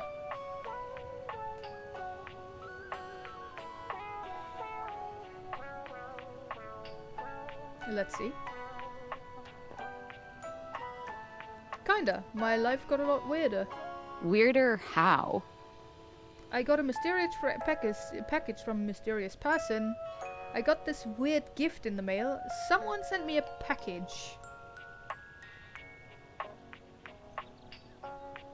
Someone sent me a package. What, just out of nowhere? So what was it? Special glasses. Glasses with a certain power. These glasses that can do weird things.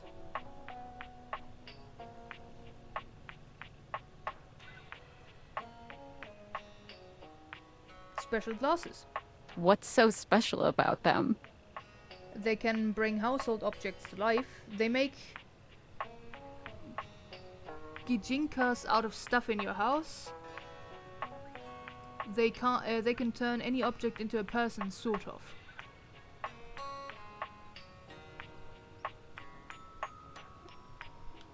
Gijinkas? Human versions of non-human shit? I know you've been watching too much anime. What do you mean? That's not all, though. Exactly what I said, and there's more. I'm not done yet. Can't believe we're telling Sam this immediately.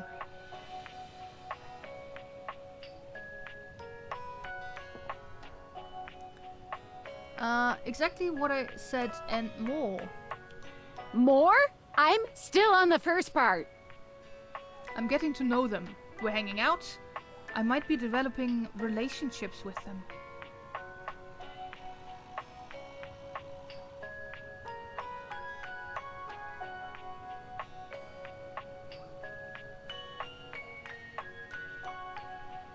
We're hanging out.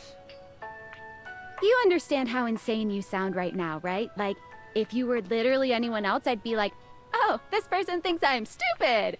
You're serious? You're not fucking with me? I'm 1000% serious. As a heart attack, why would I make this up?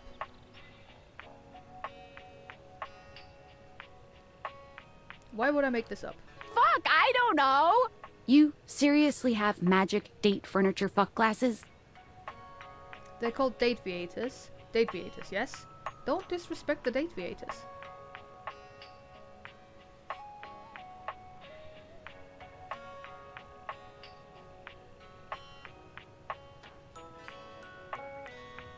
Don't disrespect the date viators. Date viators? This is too much. I'm not equipped to process this today. I'm logging off. Goodbye.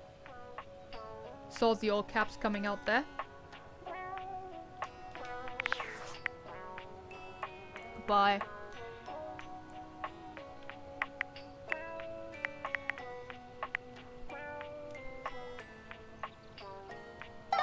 Okay, we have 2 more charges for today. Oh, and I have not looked through this door yet. Oh.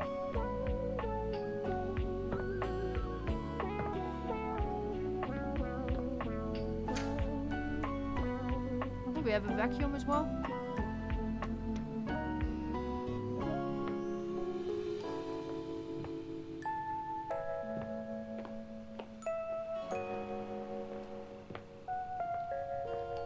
There's also a globe in the corner over here.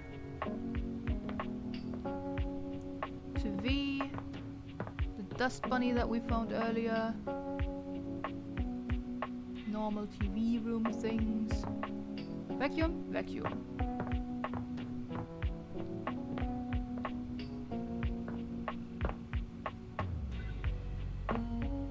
We also have a record player. But yeah, let's go for vacuum first.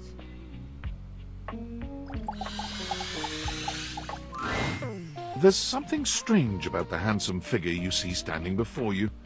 It's not his clothing, even though he does appear to be dressed in some sort of plastic armor. No, it's something about his face. Handsome though it may be, you can't quite place his expression. Stranger still, he doesn't speak to you at all.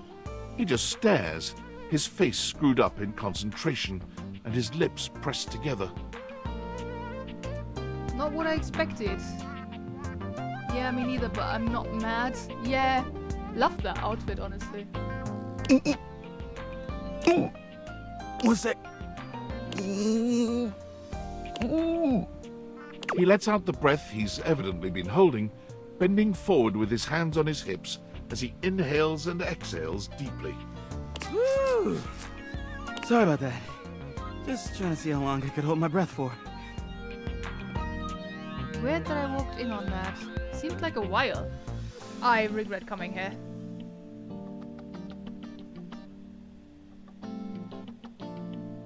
Seemed like a while. I'm up to 3 hours. Damn. All right. Now that that's taken care of, I can give you my full attention. What do we think the name will be? Name's Hoover. The friends just call me Hoov, though. Yeah, that does make sense, yeah. What's up? Henry Hoove. You here to chat?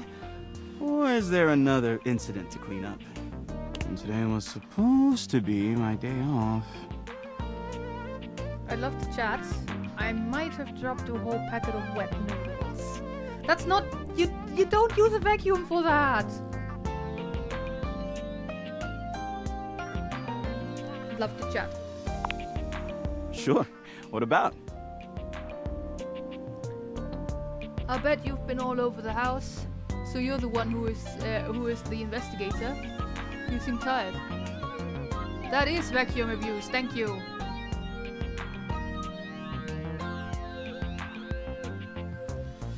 I bet you've been all over the house. You know it. I've been everywhere except the crawl space, I think.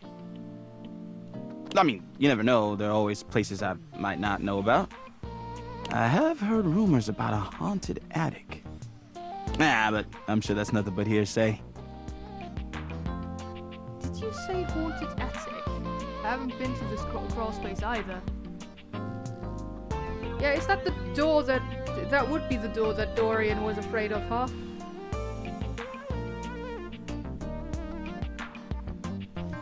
I haven't been to the crawl space either. A mystery that'll never be solved. Trust me. So you're the one who is the investigator, or you seem tired?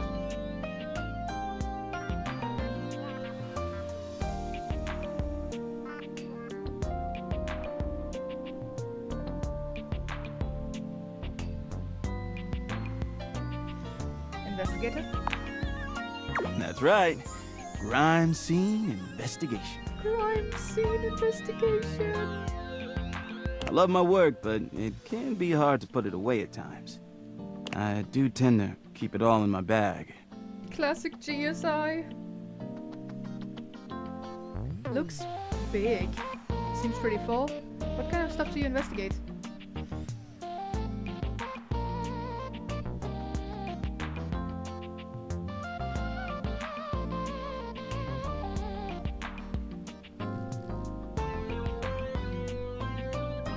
Looks big. Oh, it is. Big enough to take whatever needs taking. Also, that voice sounds familiar. And, how do you take it? I meant, like, it looks like your bag needs to be emptied.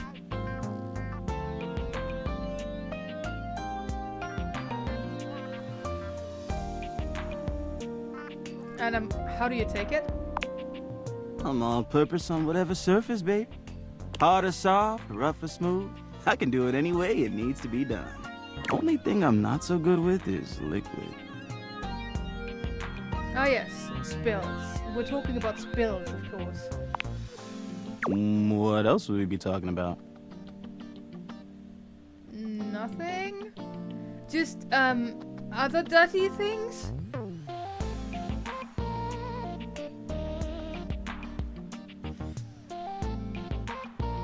Just, other dirty things. Right, exactly. My specialty. Investigating dirt and other things. You seem tired. Yeah, a bit. It's been a long week, but I enjoy working hard. Makes that can of oil at the end of the day taste all that much better. What's the hardest part about your job? What do you enjoy most about the work? What do you do for fun?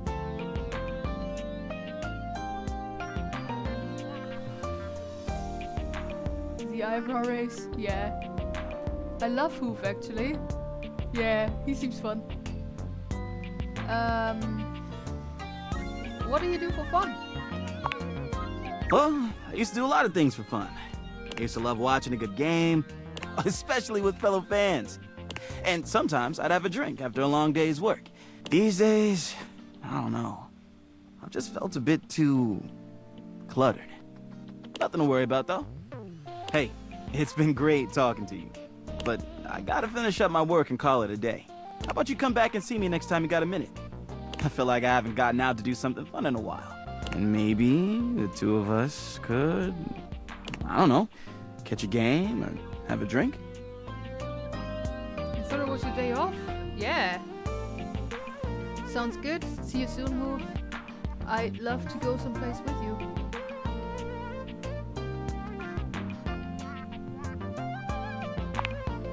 Sounds like a plan.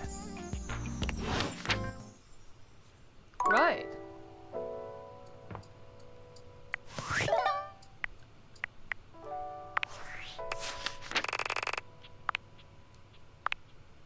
met Hoof, an easygoing, overworked crime scene investigator who seems like he might just have a bit too much on his plate. He'd love to hang out with you next time over a drink or a game to reconnect with who he was before he was so overworked. Hoof has been working non-stop harder than he should, but he knows he's got to keep things running smoothly or else the whole house will be full of crime scenes. He's really proud of his job, although slightly depressed because he's always confined to odd corners of the house. What he'd really love is someone to see him not just as a hard-working tool, but also as a good companion worthy of love. Though a nice back change once in a while couldn't do any harm, right? Sorry. Likes Bruce sports, holding on to stuff. Dislikes letting go. Go drinking with him. Catch a ball game. Remove Hoof's button from his bag. Remove lint and hair from the bag. Remove a bird from the bag. Remove something from the bag. He's Hunter from Owl House. I knew the voice was familiar. Thank you.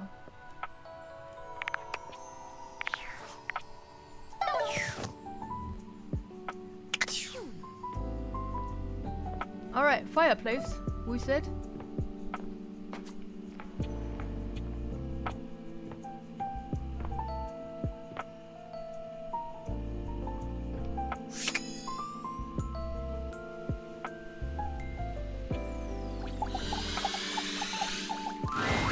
The fiery figure that stands before you nearly Dear. defies description. He's fire given form, but despite the hot air that radiates from him, there's something decidedly chill about his entire being. Hey, what up, hot stuff? It's about time we sparked up a conversation. I also know that voice.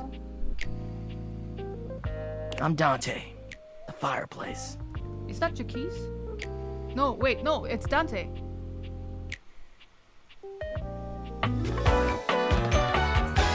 It's actually Dante. Mm-hmm. Sure, we just met, but you could think of me as an old flame.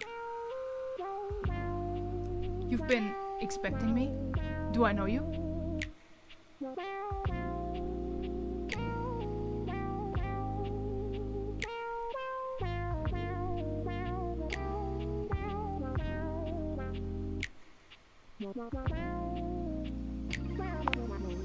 Of course.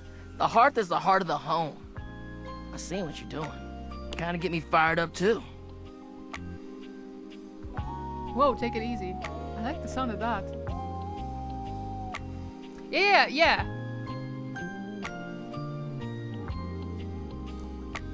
It took me a bit, but yeah, I realized that this is Zuko. I.e. Dante.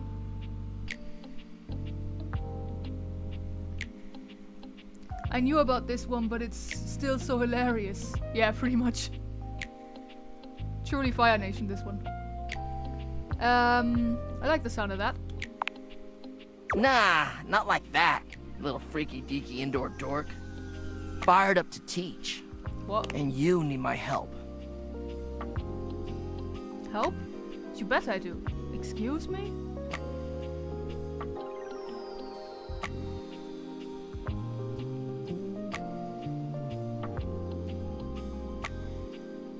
Help? Yeah, but it's all good, because I've been waiting for the perfect student. Student? Wait, was that an insult?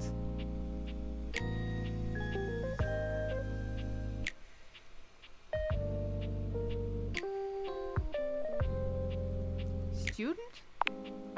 Yup. If you really want to up the ante in this love hunt, you need to work on your pickup lines. Oh no. Oh no! Pickup skills? I'm really not looking to fall in love with anyone.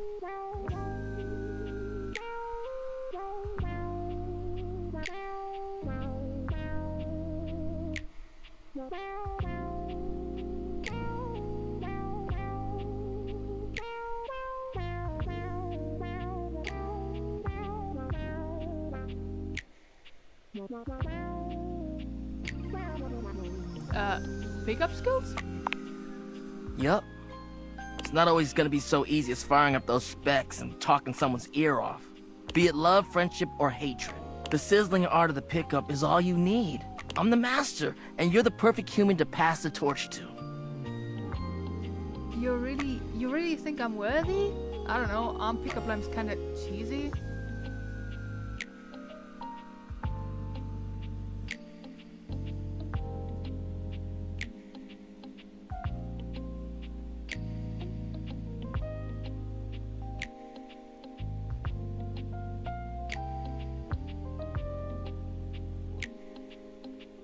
I don't know, aren't pickup lines kinda cheesy? What? No way. Gotta melt the ice somehow. Pickup lines are one way to do that. A great opportunity to show someone you're interested in that you're funny, sexy, and smooth. Max those charisma stats. My point is that with my help, you got a chance to burn bright. But if you don't learn how to take the first step by talking to someone, you won't ever light the flame. Thank you? Oh, sounds good.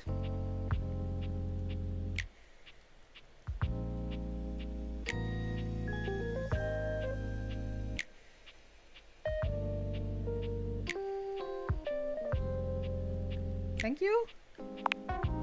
No sweat, hot stuff. I think it's time we start the first lesson. If you can handle the heat, that is. Bring it on, I'm not so sure, and what we could have said is I think I can handle any heat you give me, Blaze Boy.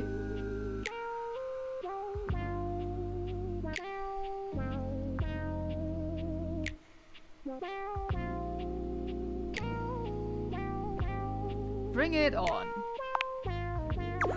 Hell yeah! Tell you what, let's start with some punny pickup lines. See what I'm working with here. So what do you think? You up for it?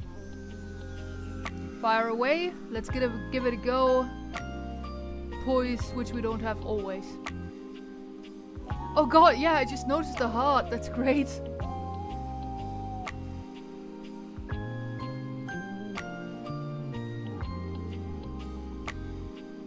Fire away. Seems like you're already getting the hang of this. All right, how about this? What up, hottie? Got a light? Because I think you just might be my perfect match. Oh god, that's so bad. Huh? Huh? What'd you think? It could use some work. Pretty dang good. It'd probably work on me. Empathy. Dante, is there something going on that you'd like to talk about? But we can't say that.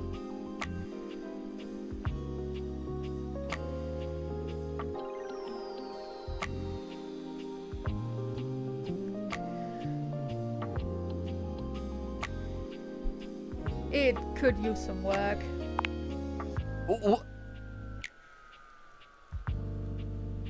Damn!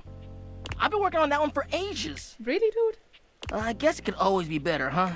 You know what? This could be good for both of us. We could workshop it a bit and get to know each other. What would you say to make this line better? Change the opener, change the punchline. Don't say it at all, I would think.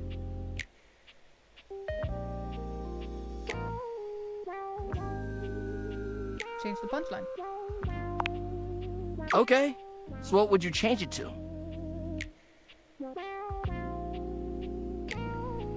Got a light because you are smoldering? Can't say that. Got a light because you are about to get me fired by HR. Oh, damn. There was no choice. Somehow you managed to make that unfunny and uncomfortable. Congrats. Thank you. Anyway, that shit doesn't even matter. You see, that was all a trick question. Or a lesson, I guess. I was just trying to show you that pickup lines can be corny and fun, but not always the perfect opener. Like on dating apps, gotta start the convo somehow. As long as you're not relying on them, they can be pretty fun. Empathy 70, damn. You showed me a pickup line just to show me that it doesn't work? but we can't say that.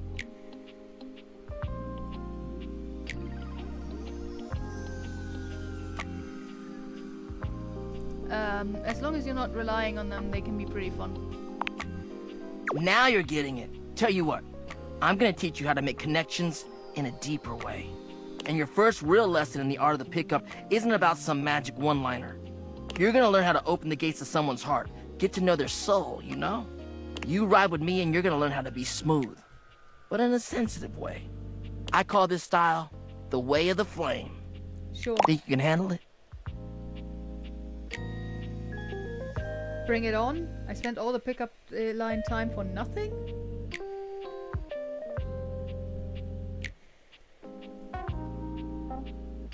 Bring it on.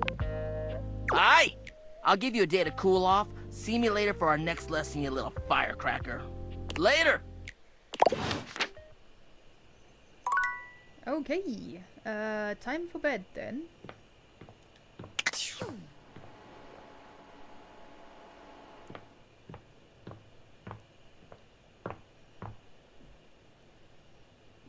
Oh, we also have like a tiny ship in a bottle head standing here. That was on his coat. There's a blanket over that chair. It's a lot of stuff. But yeah, now it's time for bed.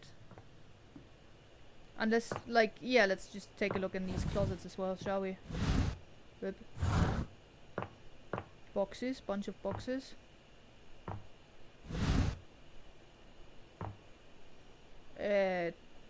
What? Do you know why towel elephants are better for your skin than regular towels? They're pachydermatological.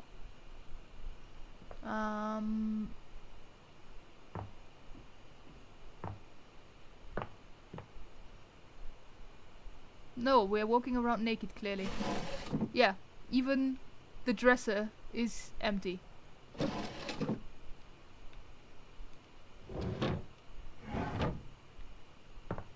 Oh, another cat clock. On which it is 12. Just saying. Maybe that's Timothy's other form? Yeah, maybe. Yeah, not today anymore. A diary that hasn't been touched since high school, and for that very reason alone it should probably stay closed. Wait, is there something in this dresser? A bag of holding. Whatever could these be? You think long and hard about it, but nothing is coming.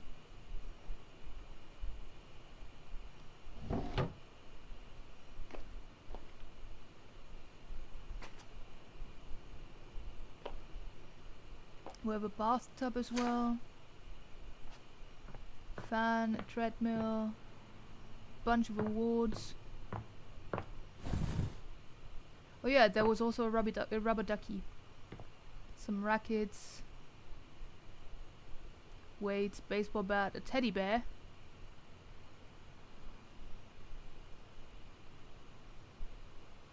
You can probably date the toilet. One of the two toilets. Or maybe the toilets are the same person. The attic door is probably still closed. In here we have breaker, toolbox, light, and boxes. Yeah, that's it for the upstairs. I'm gonna go to bed now.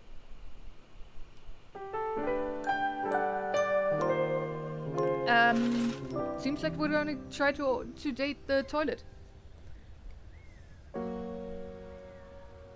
Wait, can I interact with the burb that just landed on my windowsill? No. It's basically 9 o'clock.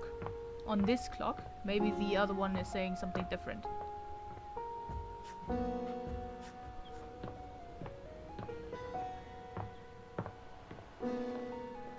No, that one also says it's 9. So yeah, we can probably talk to at least one person before we before we talk to Timothy, if we want to talk to Timothy again. Can I take a shower? I can.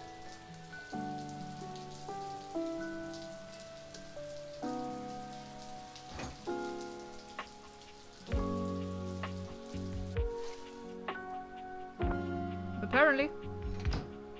All very wet now.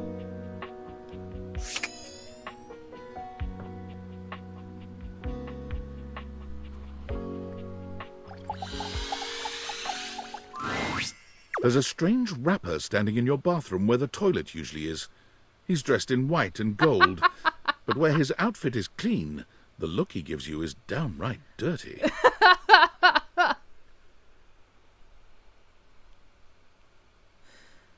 While you might be curious about this toilet man, it seems more than clear that curiosity doesn't go both ways. Hey? Or...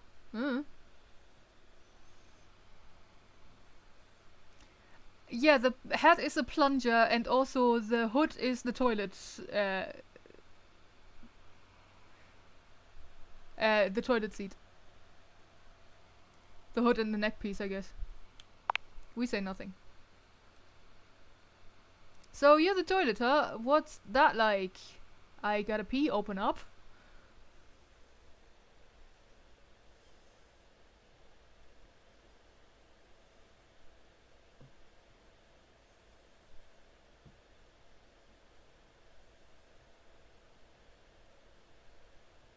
So you're the toilet, huh? What's that like? The toilet man springs into action, raising his hands to his mouth as he begins to beatbox.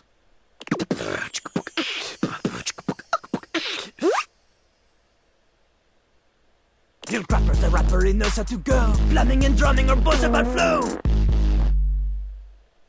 You blacky spikes, he'll be ending your life when he slams your head into the bowl. Is he French? Oh, on a toilet roll! Jean-Luc Pissoir, out of control!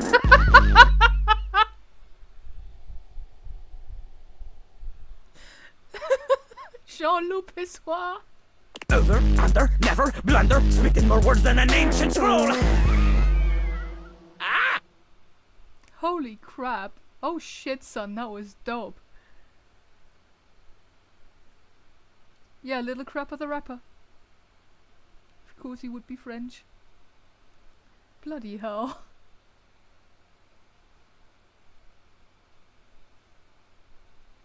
Holy crap.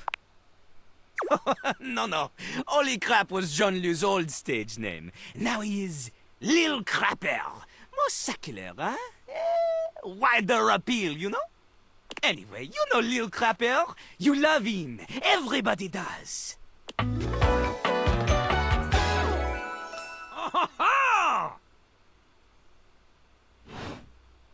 You come to hear his beats, huh? Or maybe you ate the pizza.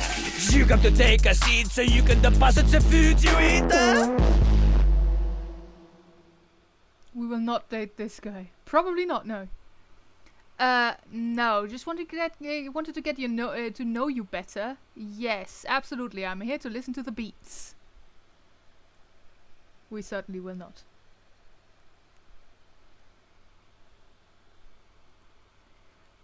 Absolutely, I'm here to listen to the beats. He's like a bidet, only spitting the truth. Going down quicker than gin and vermouth. They call him a party mouse, letting the naughty out, but that's a way to appeal to the youth.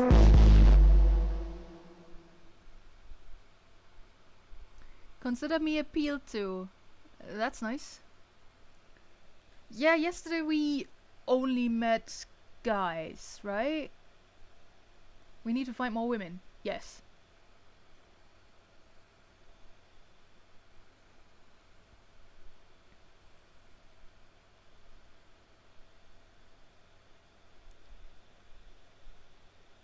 Our phone, women and the bed, and also the magnifying glass. Don't forget the magnifying glass.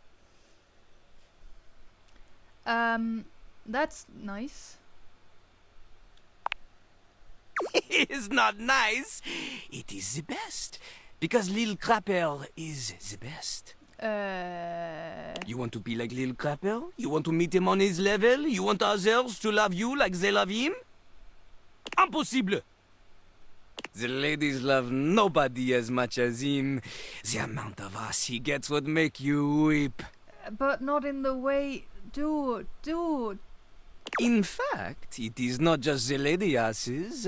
Lil Crapper accepts any ass. He is not picky. He accommodates. I don't think you have a choice in the metamorphosis. But some do not accommodate. These are the people he has no time for. Those who don't understand his syncopated singing, they do their business, they leave, he does not talk to them. You want to hang with Lil Crapper? You do as he does. Rap?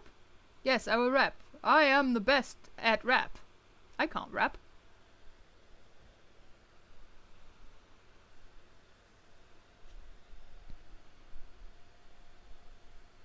Oh god, no. Yes, I will rap. I'm the best at rap. Not just rap. You need to show him that you can crap. I mean, that I can definitely do. Excuse me? I mean, I might get performance anxiety, but I'll try?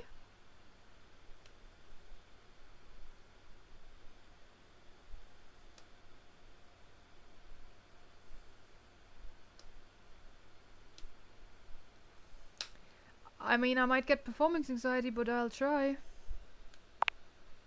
Oh, you misunderstand him. Crapping, short for cool rapping. Of course it is. Lil Crapper is always crapping. Now it's your turn. Oh god. I just wouldn't be able to go to the toilet in this house anymore. Yeah, that's very fair. Show him you can crap. I don't think people will interpret that the way that you want them to. I'm just here because I'm crap at dating.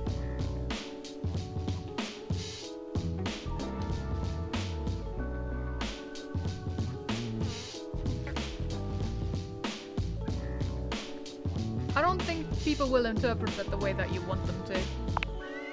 Jean-Loup makes a dismissive gesture. That is their problem. Lil Crapper, he is ahead of the curve. He is a wordsmith, eh? He is like Voltaire, French, and smarter than you. On a related note, Voltaire was my number 2 pick for my nom de plume. Of course it was. How am I gonna learn how to rap? Not from Lil Crapper. Huh? Or nothing.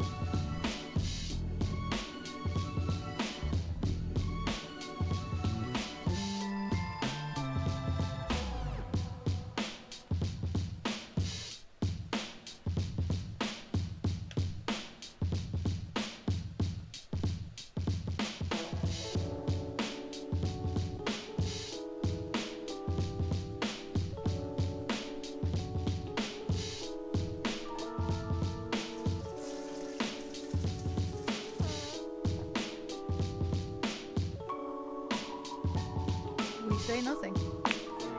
Lil Crapper is not a teacher, he is a test. You study on your own time. You cannot keep up, you fail. But if you can match his rapping skill, then you will be able to woo anybody. If you have the skills to woo Lil Crapper, then any partner will be within your reach. In fact, if you can match Lil Crapper in a crap battle, then he will fall in love with you. Is there any other way? But all I've ever wanted is a pasty narcissist bolted to the bathroom floor. Sure, it's testing my patience. Fair.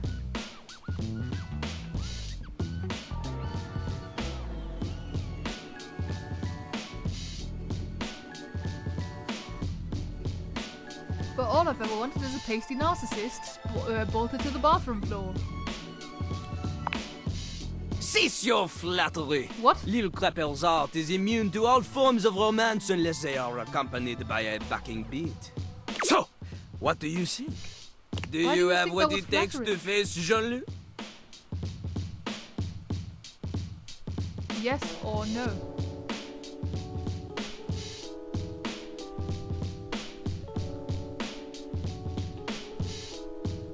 No. Correct! Jean-Loup is glad you understand this. The rapping has She comes from the heart, the deepest part of the system. Like that little rubber bit that comes undone sometimes and the water keeps running forever. You know the bit. Yes. You need to experience life before you can spit it out in alternating phonemes adhering to some sort of a rhyme structure. As you are, you have no chance to defeat Jean-Luc, let alone match his rapier wit. You want to clash talons with these 2 gallant stallions? Go! Live a life worth rapping about! Return to Lille Crapel when you are ready.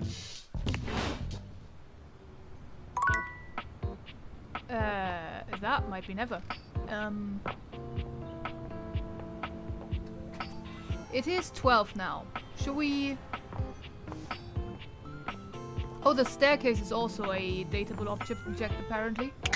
But, like, if we want to talk to Timothy again, the time would be now.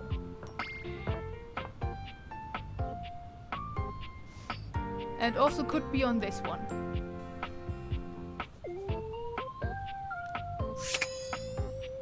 If this is the alternate version, let's see. Yeah, there Almost late. Almost. Almost late means on time, dude. You look the same, so that was not it then? Did I make it? Is it alright now? If that's all it takes to devastate you, it was a matter of time. I'm sorry, Timothy. Why don't we just pretend it never happened?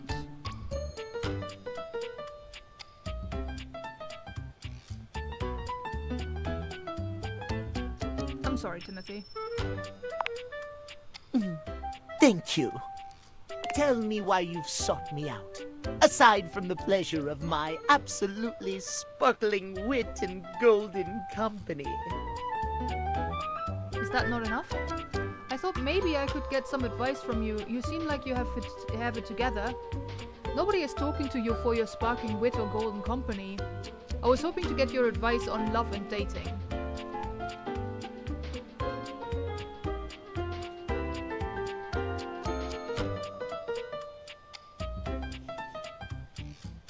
I was hoping to get your advice on love and dating.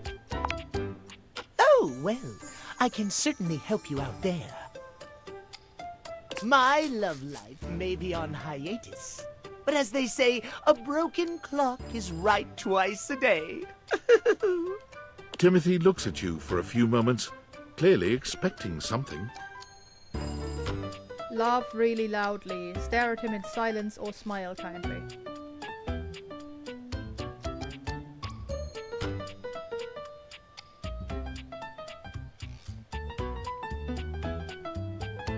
We smile.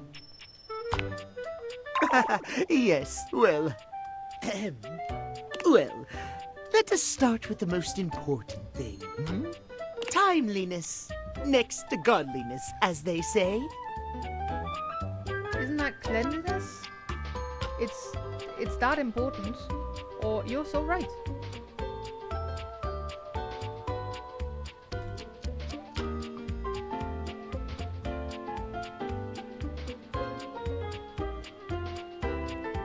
You're so right.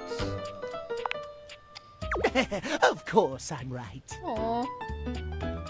Imagine, if you will, you show up to a date showered and clean, but 2 hours late. Does your cleanliness matter then? I think not. I guess not.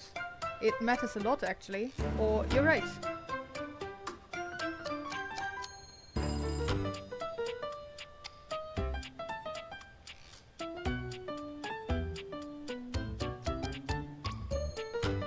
You're right.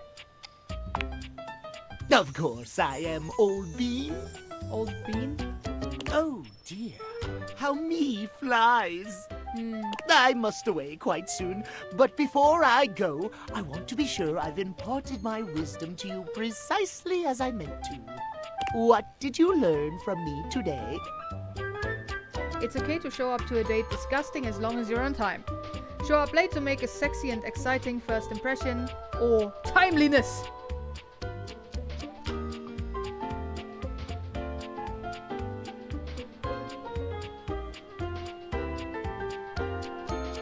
Timeliness! Exactly! Just so, just so. Just remember, there is always time for timeliness. Now leave me. I've run out of time for this conversation. If you wish to speak again, find me at 3 p.m. Precisely at 3 in the afternoon. Farewell!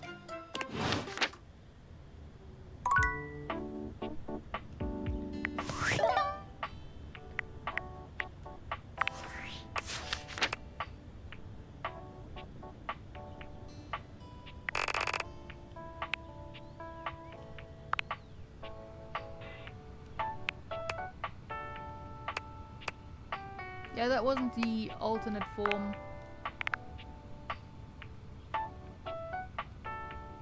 Oh, and it updated. Timothy imparted some of his wisdom to you at your last meeting. It sort of boils down to timeliness above all else. If you'd like to see Timothy again, come at 3 p.m. sharp. If not, come at any other time to see Timmy. You met Timothy yeah, okay, that one is the old one. Okay, so if we come at any other time, we will meet the alternate form then?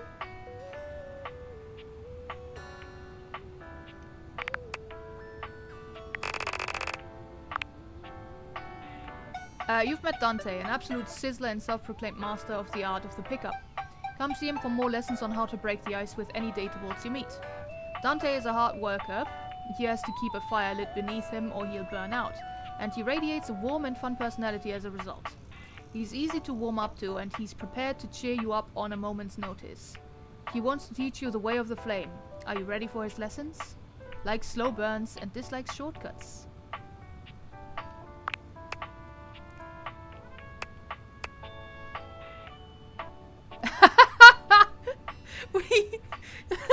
You may now date objects up to level 20.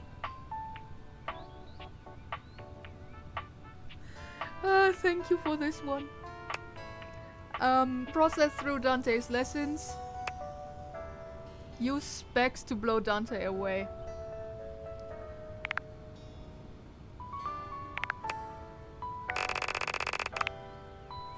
You've met Jean Lou, a French rapper who refers to himself in the third person as Lil Crapper. He challenged you to a crap is cool rapping according to him, battle, and you said you were not ready. He agreed and said something to do with go live a life worth rapping about. A French crapper, note, cool rapper, with confidence out the wazoo, always on and somewhat hard to approach, especially on an intimate personal level. Jean will happily spit bars at whoever will listen, but he only respects those who can keep up with his verbal wit. Most of the other datables have never heard him speak a full sentence without rhyming, probably smells a little bit. Likes rhyming, spitting, slinging, and winning. Dislikes the cold reality that he is in fact a toilet above all. Yeah, we got the cool rapping thing. Use Jean-Loup as a toilet through dialogue. Oh no! Best Jean-Loup at all crap battles. Speak to Jean-Loup. Oh god. Yeah. I'm gonna get myself a new drink and you can decide on the things that you want to talk about other than the stairs. The stairs are next.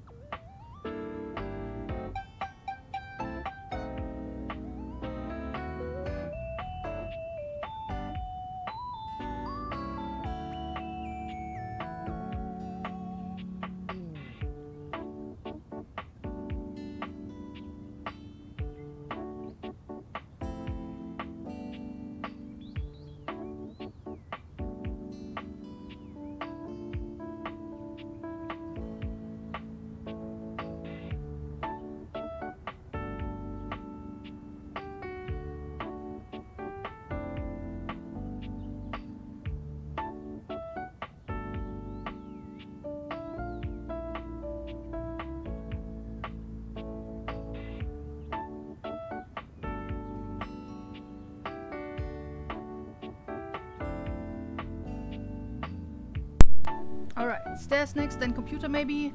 We still need to play the G&G game with Chance. We should talk to the desk first then, because she might join a game. Right, so stairs, desk, and then Chance. Sounds good.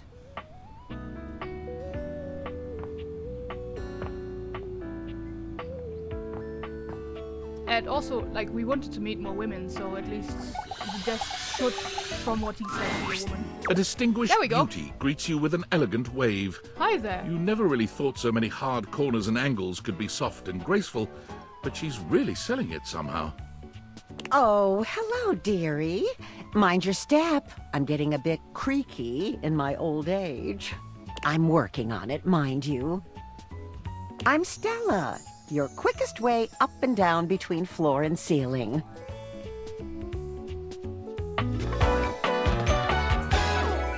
The hair is impeccable, Pauline. absolutely.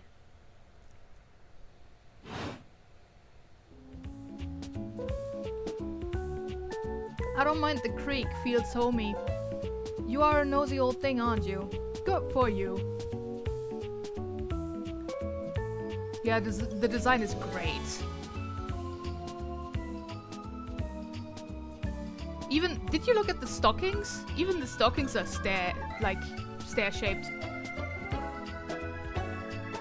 Or...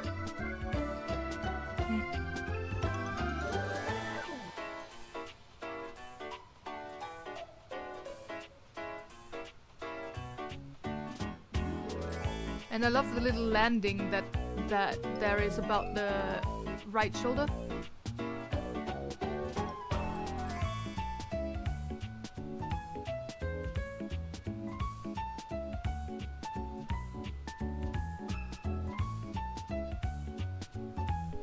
Yeah, the back is also stairs, yeah. I love the whole design, honestly. I don't mind the creek, feels homey. Well, aren't you a sweet summer thing? I appreciate the sentiment. Still, one step at a time, all right? Just in case. And step and step and step and step. At least, that's what they say. One step at a time. That's a lot of steps.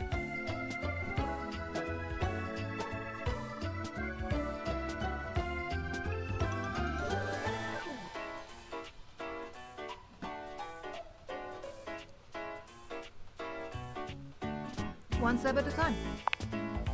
That's the way. Step on through. Laying it on a bit thick here. Maybe take some smaller steps?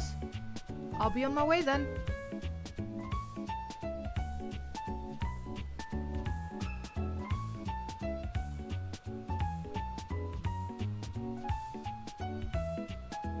Maybe take some smaller steps?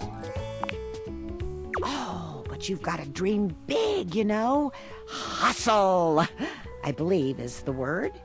I wish I could read what the book says.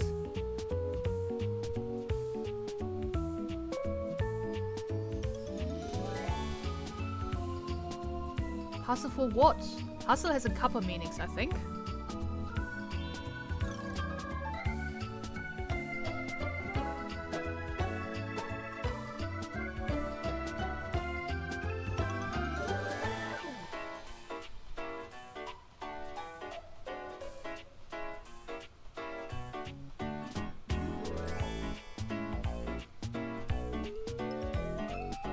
Hustle for what?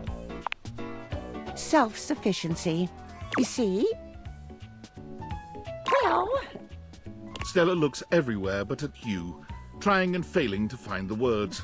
Eventually she sighs, plucking up the courage from somewhere within her. truth be told, I'm starting a business. She gives you a nervous but sweet smile. I see. That's great. Congratulations. What kind of business?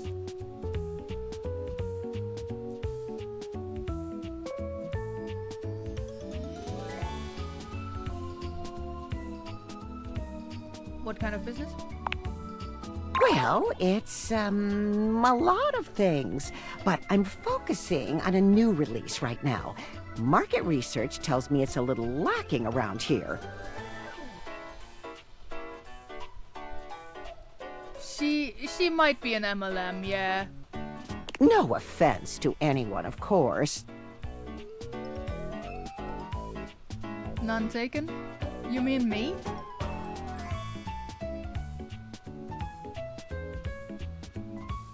Epic fun game. Yeah.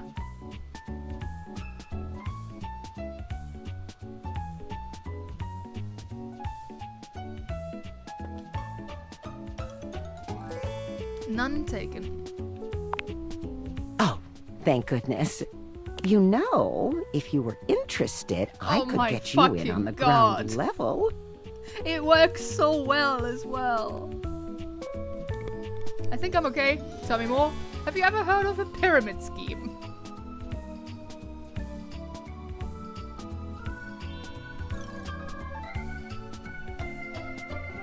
Have you ever heard of a pyramid scheme? I mean, I've heard about the pyramids. Beautiful things, always wanted to see them. Never had the time. Probably a little too late now, though, isn't it? Why would it be? Oh, no. I've gone off book.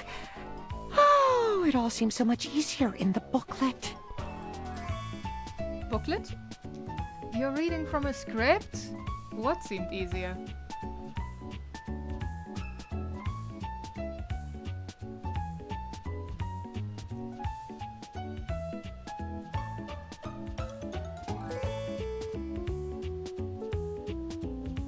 What seemed easier? Making the sale. That's what they call it. Stella Steps to Success. How to sell that sale and change your life, generate passive income and financial freedom, all from the comfort of your own home. I also Stella love the pulls little out a glasses she pamphlet has. from deep in her bag. I memorized that part at least. Good job. To Stella from Rufio? Does this say Rufio?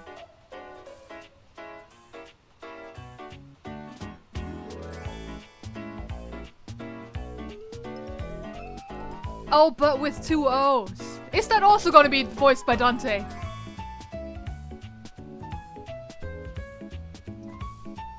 Looks like someone just scrawled your name in front of some boilerplate text. I think you're being scammed, Stella. Yeah, it would be the one who profits.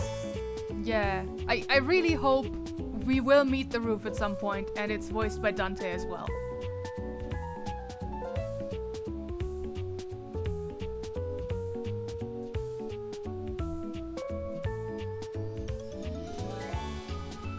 But I think for that we need to open the attic door. I think you're being scammed, Stella. Well, let's not get too dramatic. It's hard work, sure, but isn't anything? They even tell you that. Step 37. Oh, Not everyone will make it, but drive and passion are the fuel that fans the flame. Patience is a virtue, and success is for the virtuous. Doesn't that make you want to get to work? No.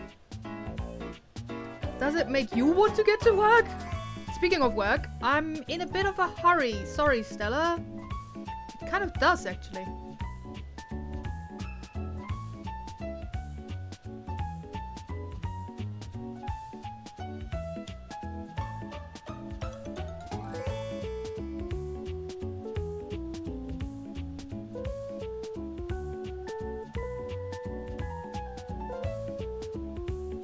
Speaking of work, I'm in a bit of a hurry. Sorry, Stella. Oh, of course, dearie. Silly me. I should let you go. Oh, I really have gone off track now, haven't I? Booklet or not, this is a mess. Look, dearie, I'm so sorry to ask, but could you come by again someday soon? Give me another shot. I'm still working on my nerves. Mips And says they there can are fix it. really a lot of fancy words to learn.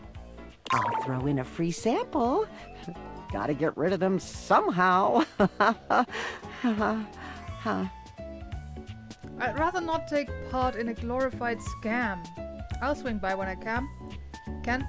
I might have the time, we'll have to see. Of course, Stella, not a worry.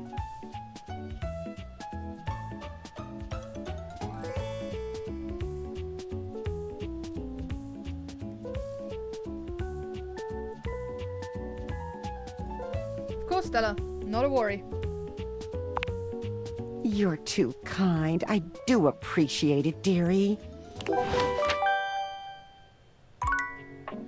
Alright. Oh, we have... new workspace thing. Valdivianites! It's me, your CEO, David Reginald Most.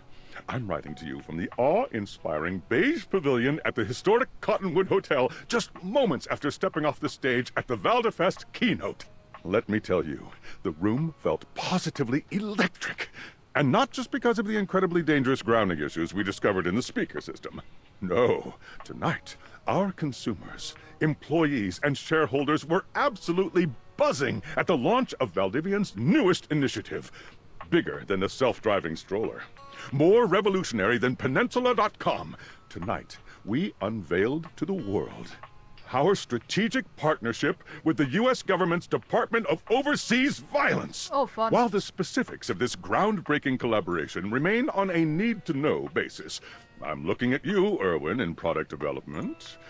We are confident this partnership between the world's most exciting corporation and the most deadly military on Earth will absolutely thrill, inspire, and delight Valdivian superfans the world over.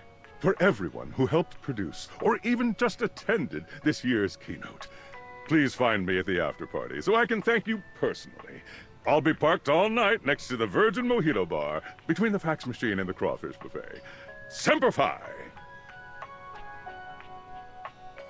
Self-driving stroller. I love apolitical games. Same, Mips. Same.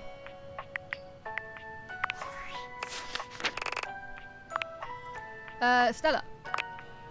You met Stella, the creaky, perhaps a bit gullible staircase who appears to be involved in a rather odd business. The thing that's odd about it is that it seems to be pyramid-shaped and scammy.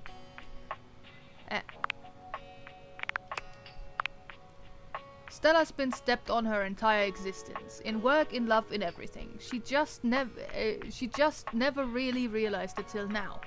Everyone uses her to get to where they need to be, but where they need to be is rarely with Stella. After settling for silent gratitude most of her life, Stella's stepping out on her own terms, recently aligning herself with Airway as an affiliate ambassador. Determined to take back control, Stella's stepping up to the plate to control her own finances, even if she's a little wobbly on her feet.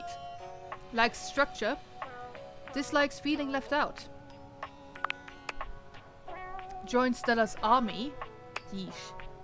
Every good army has a good pamphlet. Convince Stella to start a new business. Speak to Stella. Oh,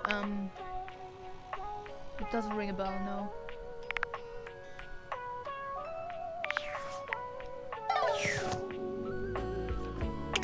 Right. The desk. Oh, wait. There's also stuff in here.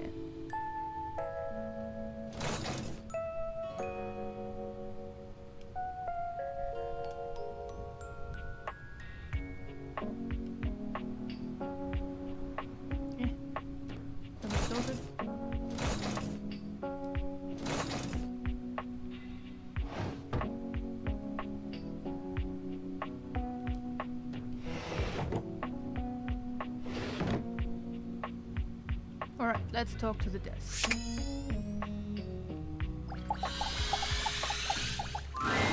Upon reflection, it makes sense that your desk is as muscled and sturdy as she appears to you here now. But you still can't say you were expecting all this. No, but I'm not opposed to. She looks like she could snap you in half with a pinky. Hell yeah. But also like she gives the most incredible hugs imaginable. Aha! A stranger! I am Dasha, and you... You have quite the look on your face. That is what I'm talking about. Hell yeah, Mips. Ha!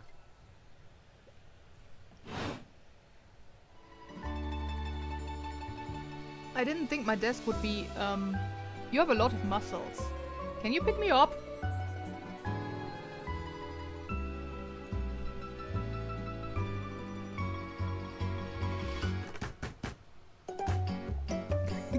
pick me up? Of course I could. Would you like that? These muscles aren't just for show, after all.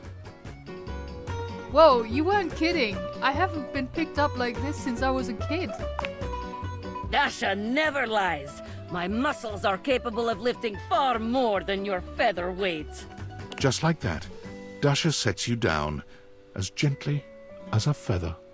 Holding so much on my shoulders, day in and day out. My job demands muscular perfection. That's enough about me, though. Tell me about yourself. You have intent in your eyes. Have you come to ask me questions?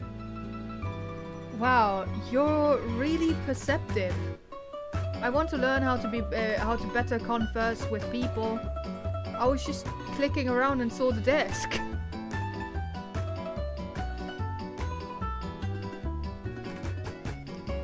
You're really perceptive. I see much here through the day. I have become very good at reading people. Your eyes might as well be question marks. But listen to me go on. Speak, friend. Well, I was hoping to revive my long love. Sorry. I was hoping to revive my love life. Sorry, can't read. And you have come to Dasha to help you do this, yes? You have come to the right place. Tell me more.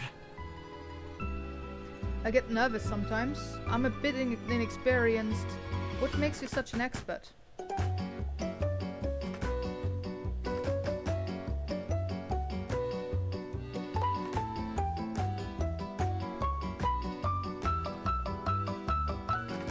I get nervous sometimes. Do not be nervous. I will help you train your heart. The heart is, after all, a muscle too. And all muscles can be trained, strengthened. With my guidance, you will be swole on the inside. I don't think that's good for you. I'm not sure about this. Alright, let's begin.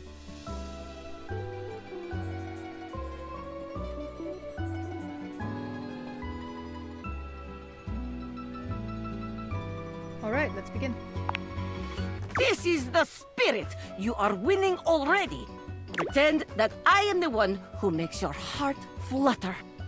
What would you say to me, Hello? You are the one who makes my heart flutter. I think I need to go to the bathroom.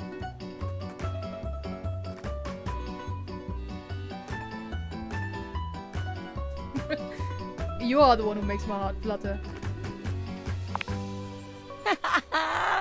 Ah, you are funny one. That Great wasn't a joker, joke. You. Try again. Seriously this time, huh? You really don't think that that could be you? We are only just meeting, my friend. It was very funny, really. But the time for joking is over now. Oh well, alright. Yipes.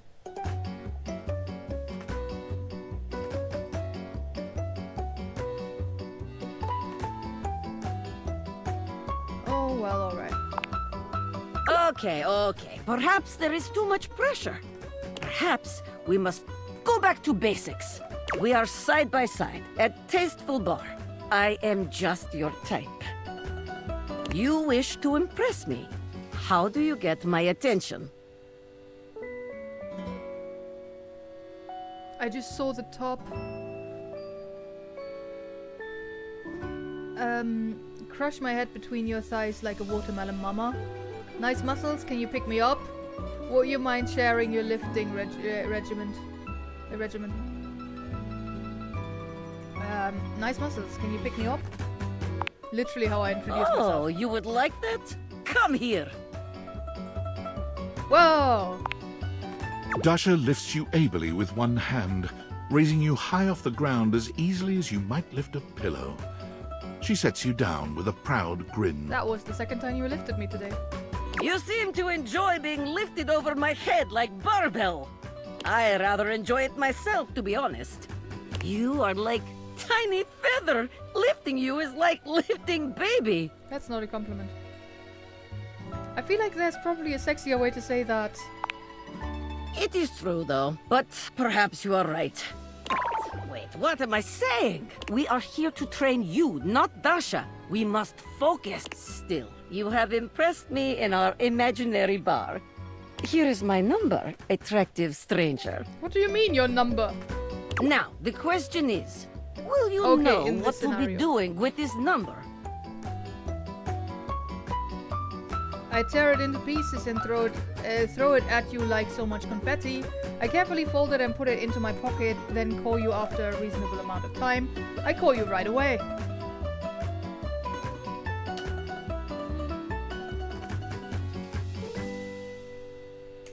I call you right away.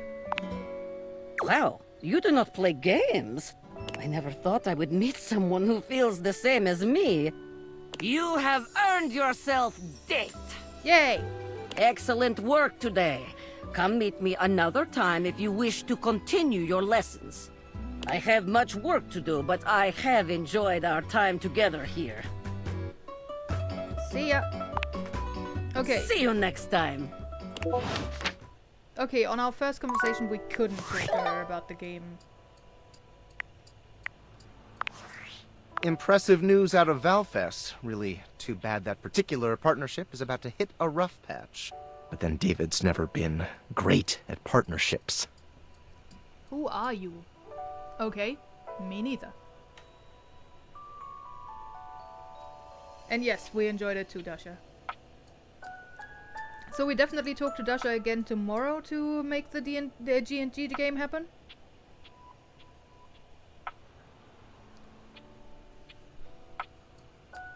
Okay. I see you've had the opportunity to test out the prototype. Yeah, it's been going okay. You can see me?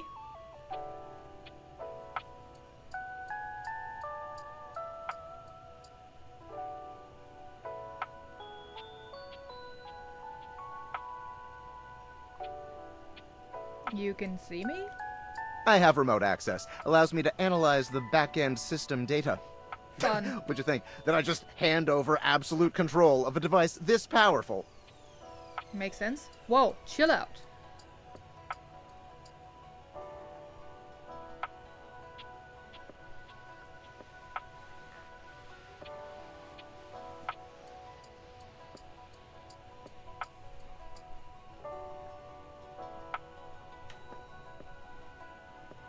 Makes sense.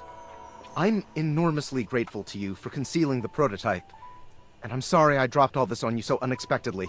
I know protecting it is not a responsibility you asked for. Maybe not even a responsibility you want. But I had no other choice.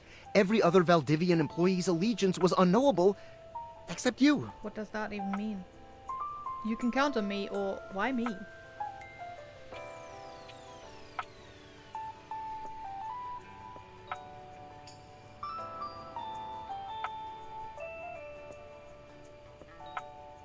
Well, we weren't the new hire. Yeah, maybe that's why. Why me? Because you're paid the least out of everyone. Hey! Wait, seriously? I can't get into that right now. Anyway, it's not safe to talk. I will return when the signal is secure. I mean, astounding that I'm still being paid even though I haven't been to work actually for a couple of days now. How do we afford our house?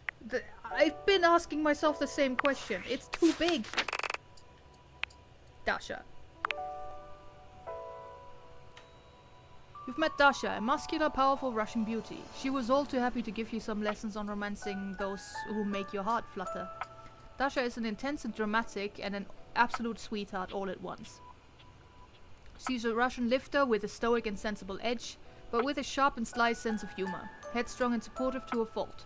She never hesitates to put others' needs before her own.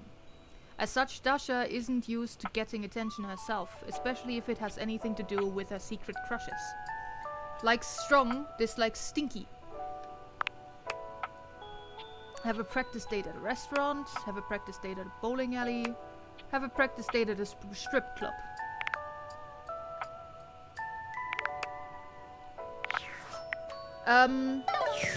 Okay, so we are not talking to Chance then, I'm guessing. We could find something new. We could talk to one of the people we already met. We could talk specifically to Dorian in like the upstairs locked door to see what that is about. We could talk to the piano.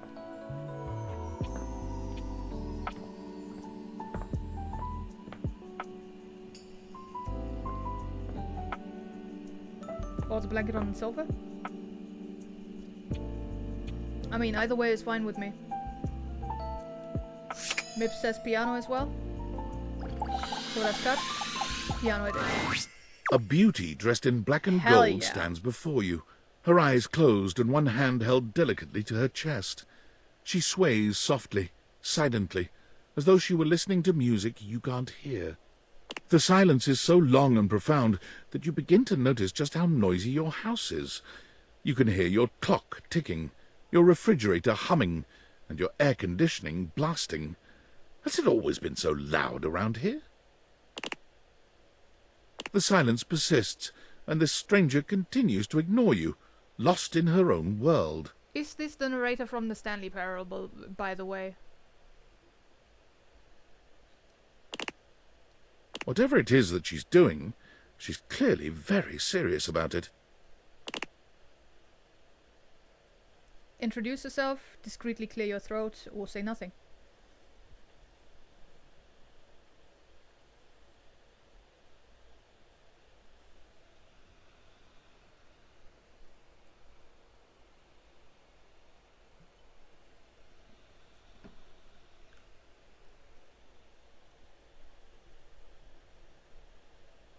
Yeah, the designs are amazing. Absolutely.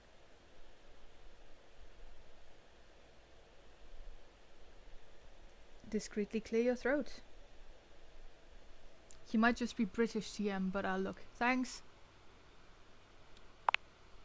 You introduce yourself, and yet still she does not open her eyes. Try again. Are you okay? Panic. We need a medic. Stat.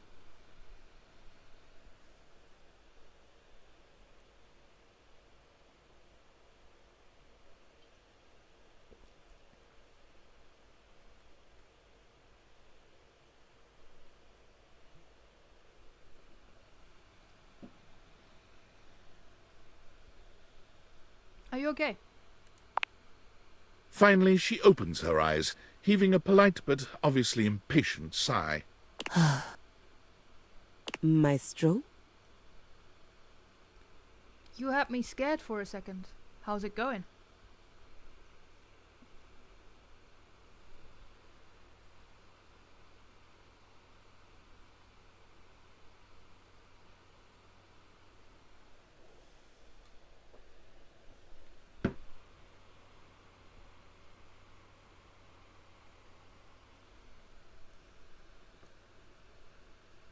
You had me scared for a second.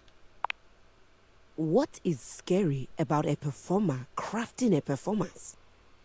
It was coming along nicely. What performance?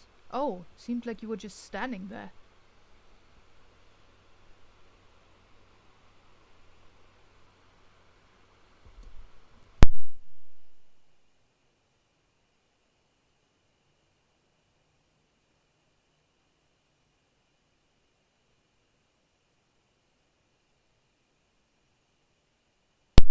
What performance?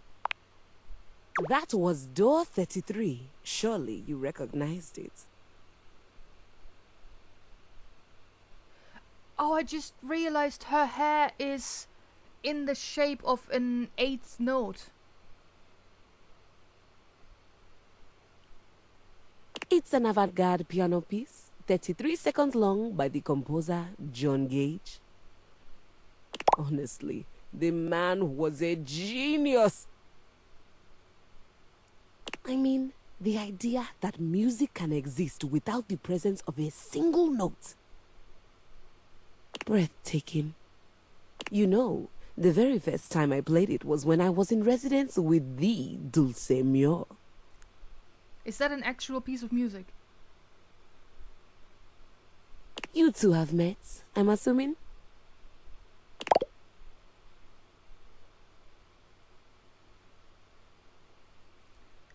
Of course. No, what the hell are you talking about? Is that Dulcimer?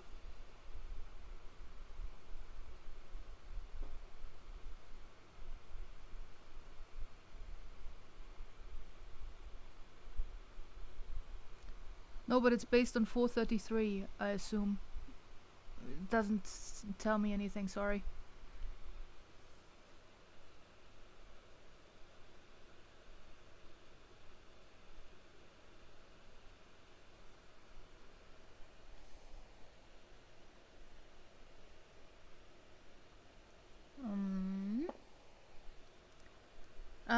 Of course. Anyway, our audience that night was completely hopeless. It's just not playing anything for 4 minutes and 33 seconds and that's it. Fun. They all kept waiting for the music to start, as if they couldn't already hear it. A rustling program, a muffled cough. It was all being performed in real time, but they kept staring at Dulce and I like we were the Philistines. Still, it was one of my finest performances to date. It also didn't hurt that Dulce had requested to work with me specifically. I can't tell you just how often that seems to happen. The talent always just seems to flock to me. Speaking of, what is that bizarre little refrain you've been playing over and over as you pass by my keyboard? It almost seems like music. Very atonal. The jingle from the Payday Loan commercial?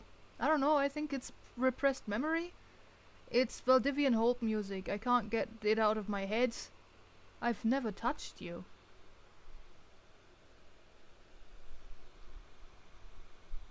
Yeah, that seems to be a piece that is very hard to mess up. Unless you cough a lot. Or something. But wouldn't that also just then add to the piece? I don't know. It's Valdivian Holt music. I can't get it out of my head.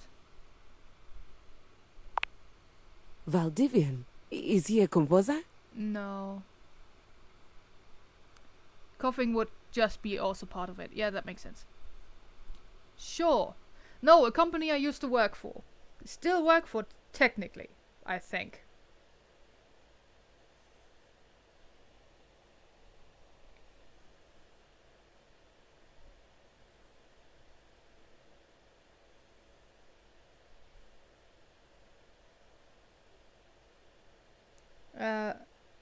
No, a company I used to work for.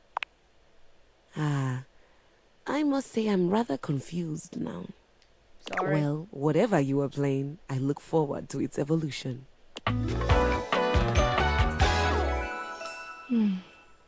Keys. So long, Maestro. Never introduced herself.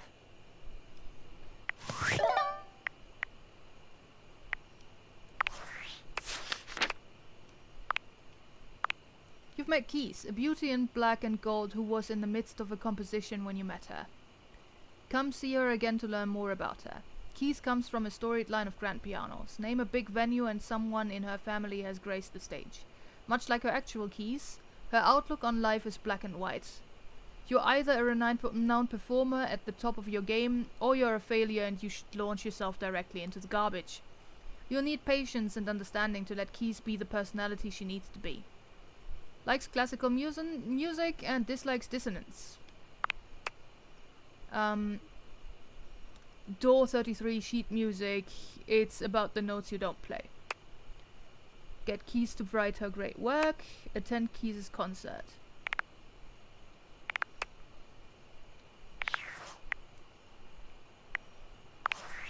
Valdutiantites!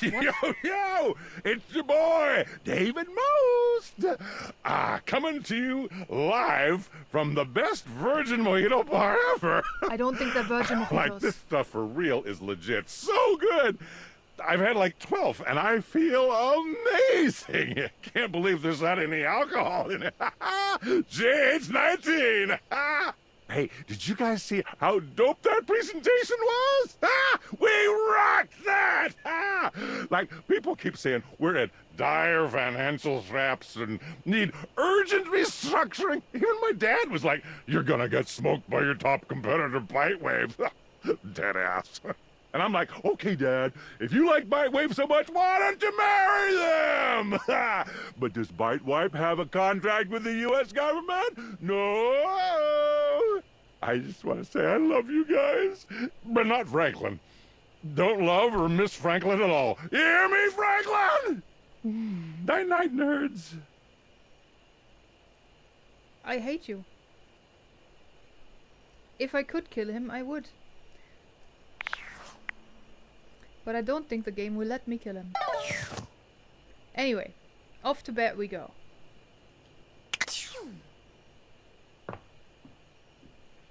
What's the plan for tomorrow then?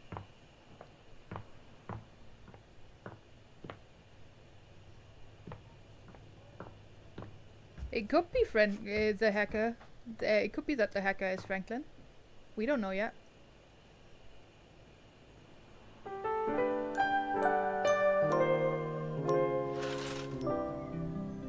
Right. Let's do the diary. Should we talk to Dasha first? We could also try to see...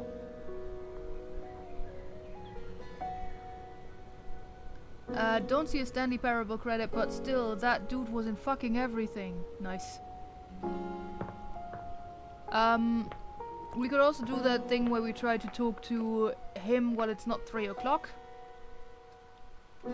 To see whether we see Timmy. So should we do that first and talk to Dasha after that? Because right now it is 9.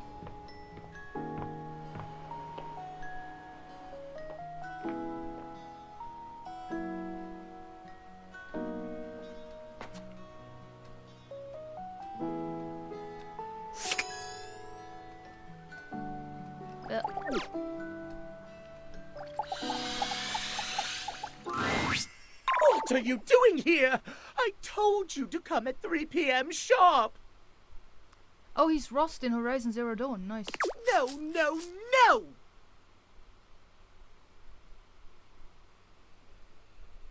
Well, I'm here now, so what?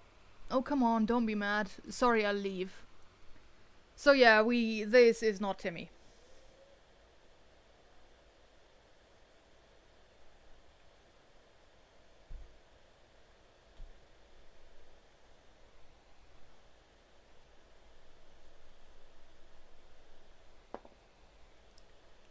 Oh, come on, don't be mad.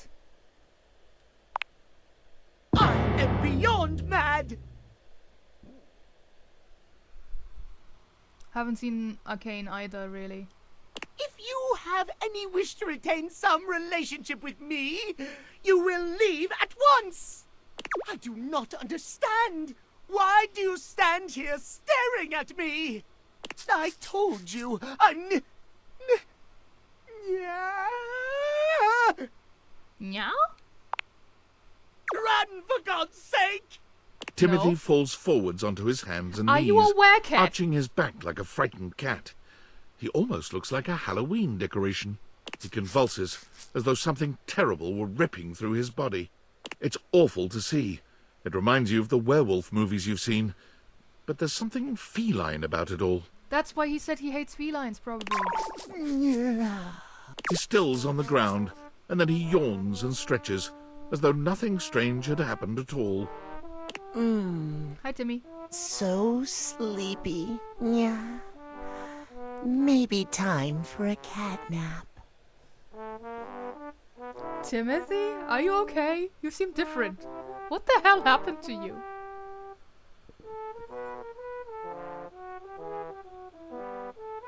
Alright, mission accomplished. We met Timmy. You seem different.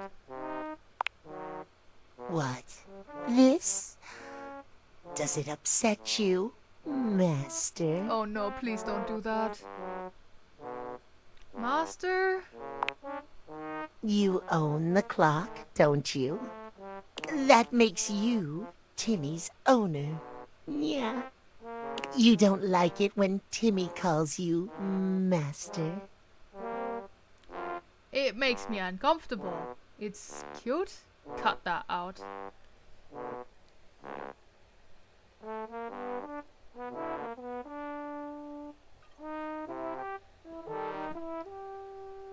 It makes me uncomfortable. Timmy never wants to make you uncomfortable. The Catboy brings his hands to rest just under his chin, his eyes growing larger and shinier in an almost cartoon-like fashion. Timmy will remember not to call you Master in the future. Yeah.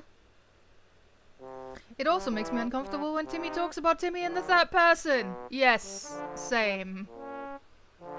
Good, thank you. Welcome.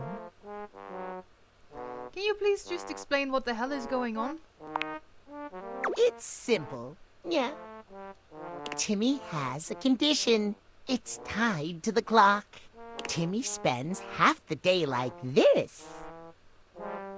An adorable Catboy? A nightmare freak? Like this?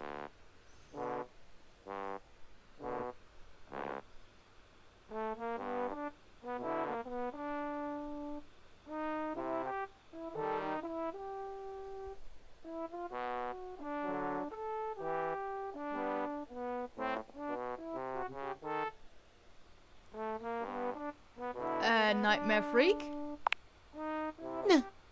Yeah. Nightmare freak. Not nice. Aww. Timmy loves himself just the way he is.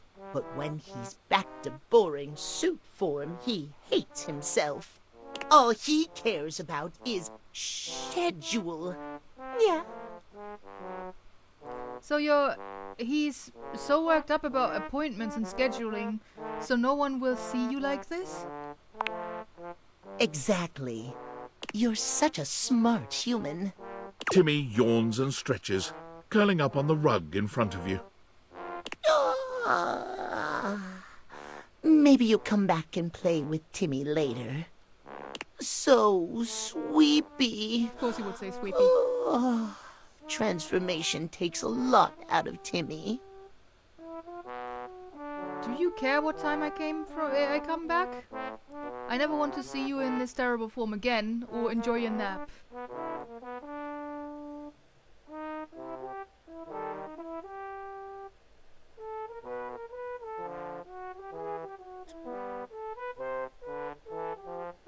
Do you care what time I come back? Timmy doesn't care. Yeah. As long as it's not 3, huh? Just come when Timothy tells you not to. Timmy is here before or after 3 p.m. Nap time now. That was fast.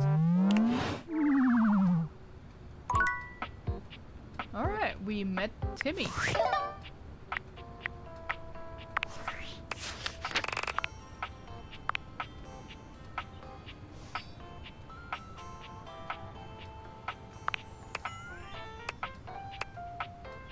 He's adorable and would never do anything wrong.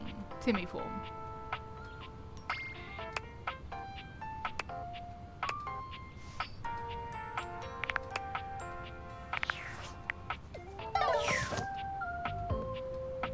Right, Dasha.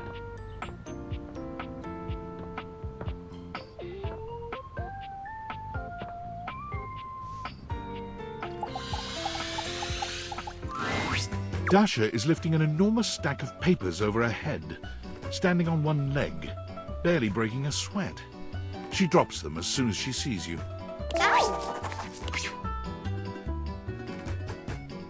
Hey Dasha, how's it going? It is going excellent now that you have arrived. After all, today we have practice date. The thought of going on a date with you makes me happy. Calm down, please. You really are passionate about helping others, huh?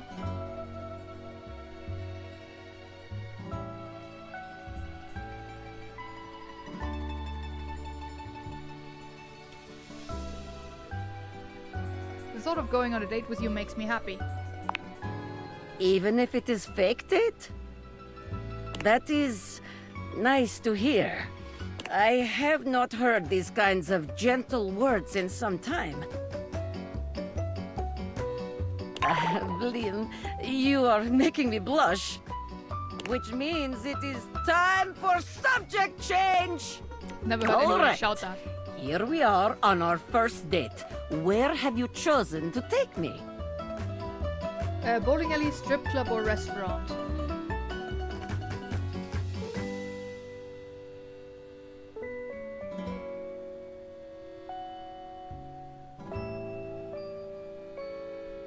Bowling alley. Ah! Yes, the bowling alley. The sound of the ball striking the pins, the shine of the grease upon the floor, the smell of years and years of cigarettes and pizza.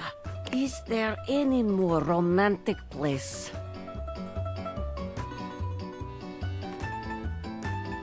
Exactly. Off we go then, in our imaginations, to the bowling alley. Here we are at the bowling alley. It is time to rent stylish bowling shoes. We are approaching shoe counter. The clerk looks us both in the eye and asks what we need. What will you do? I look down at your feet, then loudly ask the clerk for the largest size they have. I plug my ears to give you privacy as you tell the clerk your shoe size. I nod at you, allowing you to go first.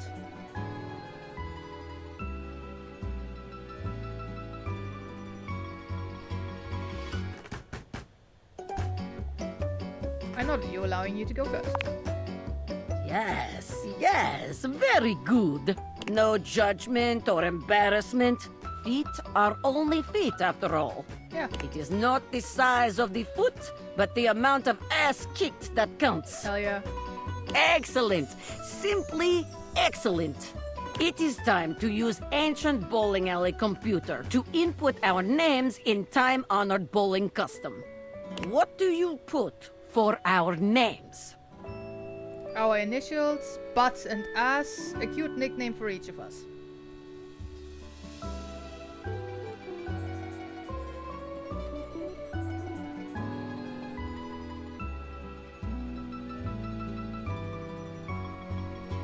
A cute nickname. Oh, yes. Adorable. Sweet. Just lovely. This is excellent move to begin date. You will capture my... the date's heart in no time. Uh-huh. We are bowling, and you've just hit strike. Hell yeah. How do you react? I high-five you, I dip you and plant a toe-curling kiss on your lips.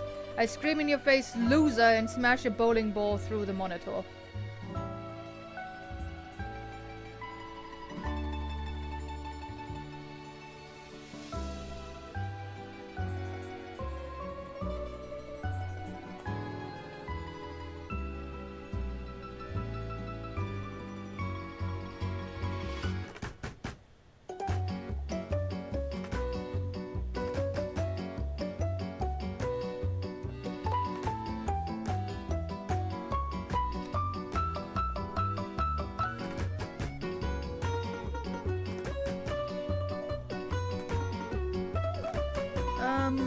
I high-five you.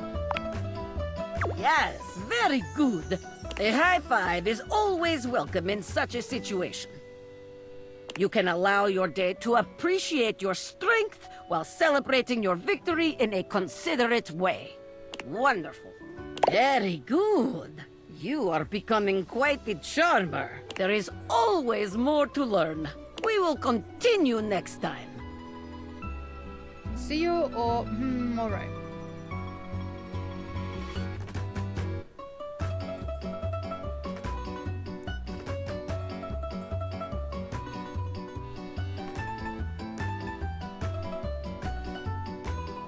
See ya. See you again. Okay.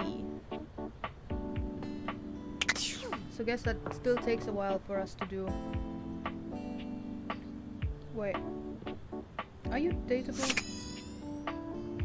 No, the smoke detector doesn't appear to be. But still everything else. Almost everything. More Dorian?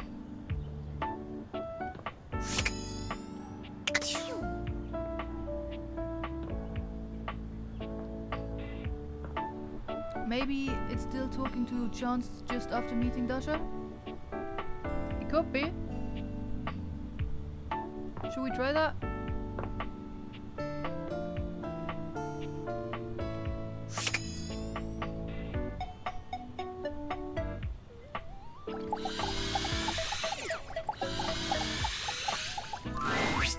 My faithful traveler, you have returned.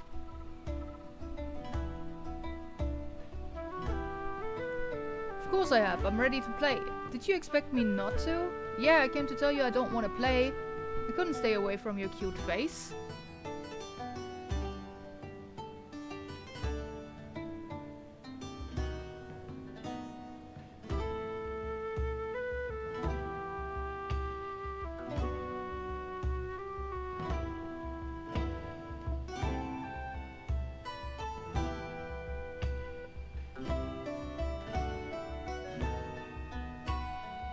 Of course I have. I'm ready to play. Ever faithful. I knew it. And it looks like our mutual There we friend go. Dasha is joining us today. I am ready to perform feats of strength with my imagination.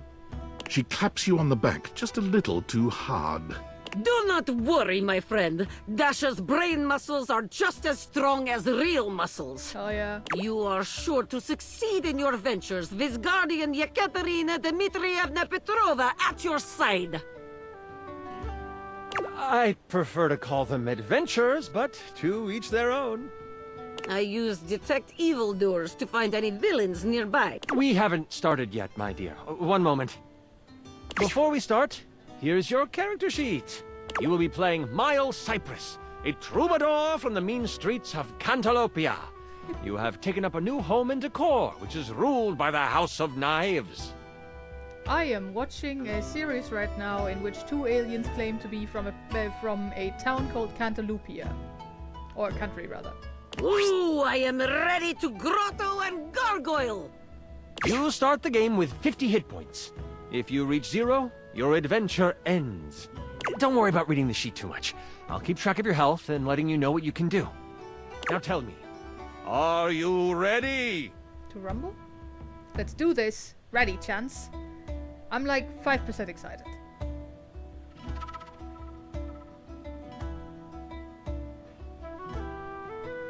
Bad GM practice, but yeah, pretty much. Makes it easier for this game's purpose, I guess.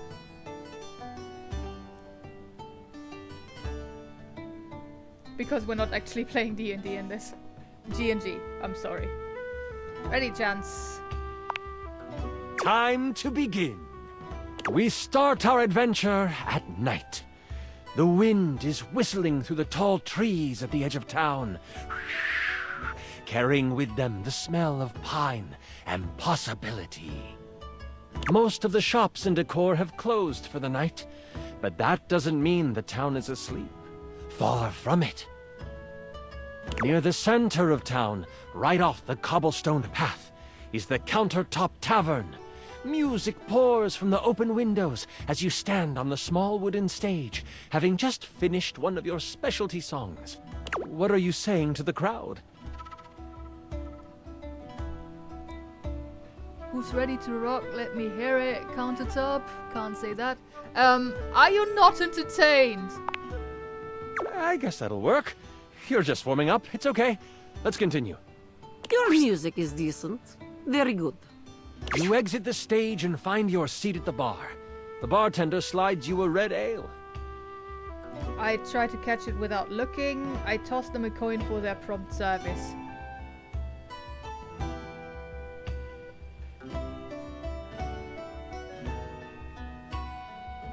I toss them a coin for their prompt service.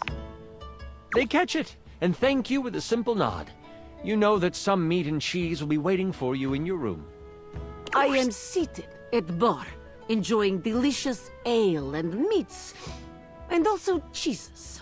Love that you're just introducing your character's position yourself rather than letting the GM do that. As you sip your drink, a hooded figure sits next to you at the bar. Without looking at you, they simply ask, "Can you swing as well as you can sing?" I punch him. I try to get a better look at them.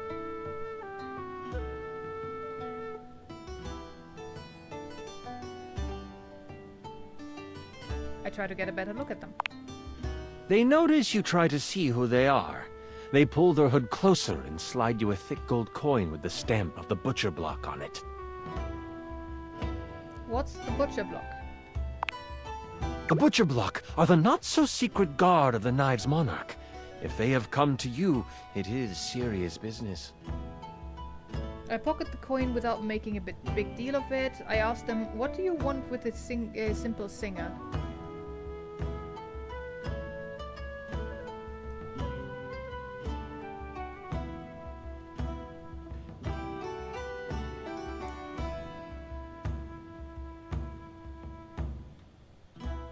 I pocket the coin without making a big deal of it. With this, they rise from their seat and they move to the stairs. They pause briefly, making sure to lock eyes with you before ascending the steps. You toss back your drink and you follow. People have noticed the moment and start to whistle and hoot. Who would they be? Why would they be hooting? They think that... Oh. I give them a thumbs up as I climb the stairs.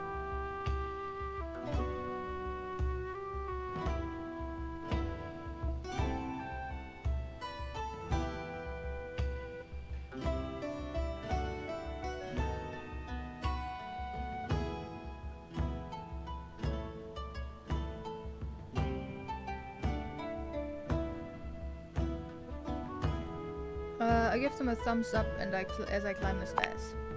You play it up! The whole crowd cheers you on, thinking that your sonic serenade has helped you score. At the top of the stairs, you see the hooded figure slide into your room. You follow carefully. When you open the door, you see they have pulled their hood back, exposing their face. Before you is a gorgeous human.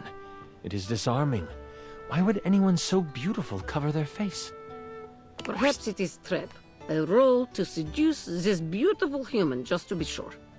That won't be necessary, Dasha. They're looking expectantly at you, Miles. They may be beautiful, but there's no way they're as hot as you, Chance. Why did they bring me here?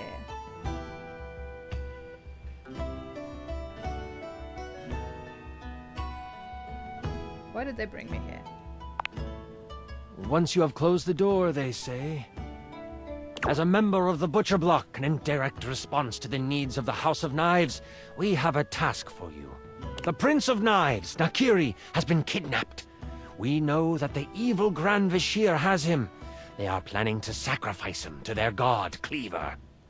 Sacrifice? This sounds unsafe. Sacrifices usually are.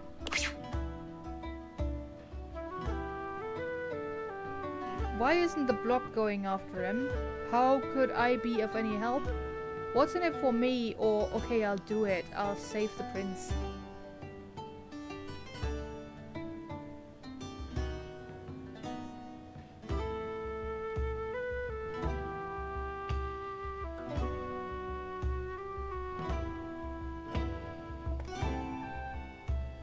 What's in it for me?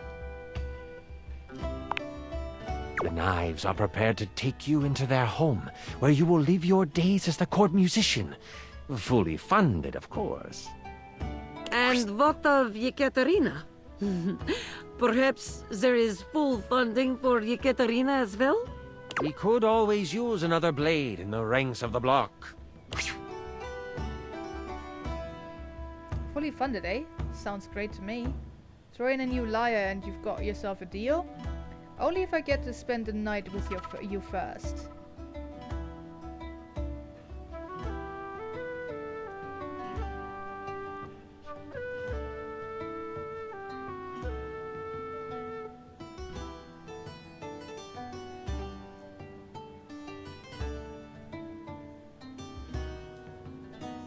Throw in a new lyre and you got yourself a deal. Of course! A small price to pay for the safety of the prince. You should rest up. Tomorrow is a big day. This is so much fun, isn't it? Yes, I wish to continue. It's great because I'm doing it with you. You're doing a fantastic job. It's strictly okay. The voices are a bit much.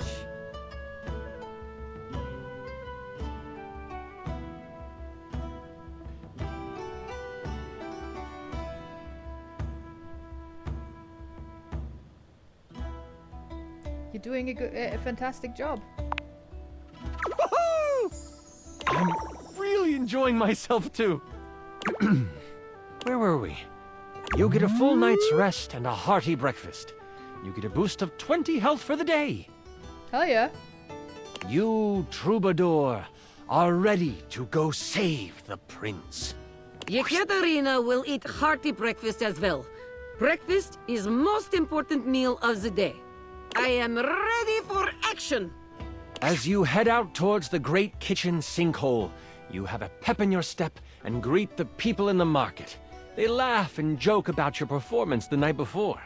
The thought of the Prince of Knives in trouble worries you, and you know you need to make haste. You have seen the prince once before, and the thought of him floods your mind. He is handsome, sharp-dressed, and has carved a place in your memory. To sing for him would be a dream come true. To serenade him in private would be... Ooh. You walk faster at the thought. That pep in your step has become a borderline power walk. As you walk past the town gates, you notice that 2 people are behind you. Maybe they are just traveling as well. Still, you can't be too sure. You pass a fork that goes to a neighboring town. They don't turn off. You remember the messenger from last night warning of a mole within the block. Could they have found out already? Has your cover been blown? What do you do? I break from the path to see what they do. I keep walking. I bet it's nothing. I think we need to check out the kitchen knives after this. Yeah, sure. I break from the path to see what they do. You take a hard right turn into the tall grass field next to you. The 2 people behind you continue on the path. You breathe a sigh of relief to think you were just being paranoid. They could not handle Yekaterina. My aura of strength has frightened them off. But then, you feel the tall grass next to you move. It's a Pokemon. You stop, trying to find where the rustle is coming from. That's when you realize it's coming from all around you. It's several Pokemon. Out of the tall grass, you are attacked by a small lizard thing that bites at you. Stop! Stop! Stop! What is that thing? It's a Knobgoblin. You can either swing at it with your trusty club, or you can perform a stunning song. It's a Knobgoblin. I wanna knock this Knobgoblin's knob off. Strike up the band, let's sing it down. Surely it won't hurt that bad.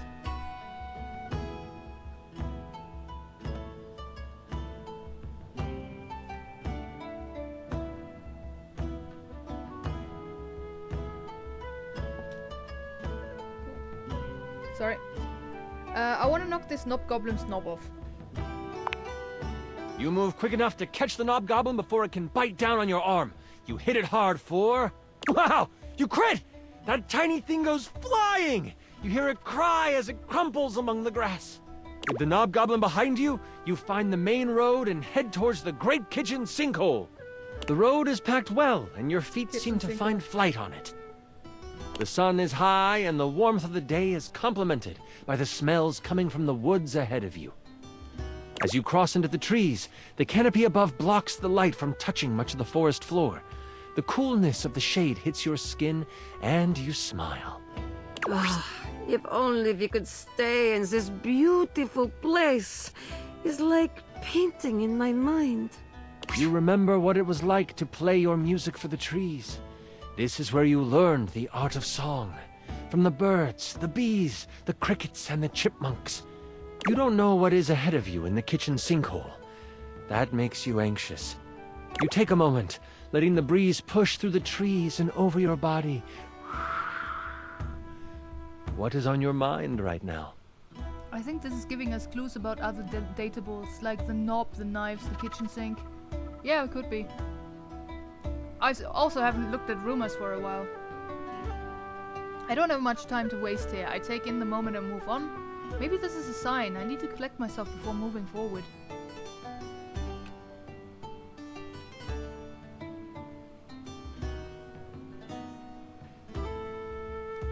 I don't have much time to waste here. I take in the moment and move on. You taste the wind on your tongue and you use it to move through the woods. The path turns to go to Cantalopia, but you look around you before pushing through the overgrowth toward the great kitchen sinkhole. As you come upon the edge of the woods, you see it. The sinkhole, lined with silver sand and a large black stopper at the bottom. You look around and consider your options. You see that there is only one way through, and that is right in the center. You see the stopper raise up, and a ladder catches your eye. Surely, that is where they are keeping the prince. Guards roam back and forth, surely keeping watch for anyone daring enough to save the prince from them. You think it best to wait until night begins to fall before you make your move. As the sun begins to head over the horizon, causing the silver of the sand to reflect the light in brilliant fashion, you decide it is time to make your move. Moving swiftly and using the sand to slide and the light to hide, you reach the stopper with no interactions from any guards. As a matter of fact, there are no guards here. They must have heard Yekaterina was coming. You don't have time to consider how strange that might be. You must continue on. You lift the stopper to find a metal ladder built into the side of the deep hole that serves as the entrance. What you thought would be sand is actually metal on either side. Someone took advantage of the cavern that the sinkhole created and made it an evil lair. As you move through the space, you hear voices. You sneak down the halls until you find yourself at the edge of a big open room. You know the voices are coming from in there, but you don't know how many there are. What do? I poke my head in the door to see how many there are. I don't take any chances. I kick the door in, ready to fight. I wait to see what they do.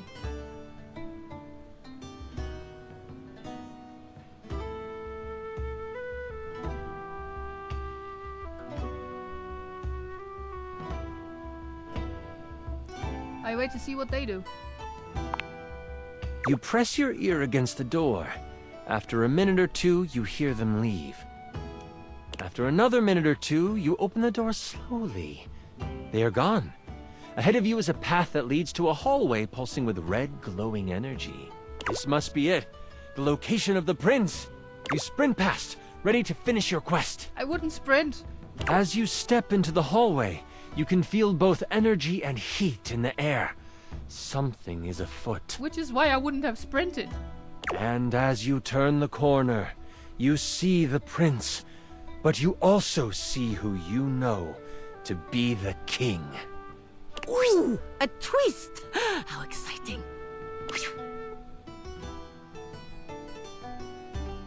The king? What is he doing here? Is he here to save the prince too? Probably not, mate. Probably not.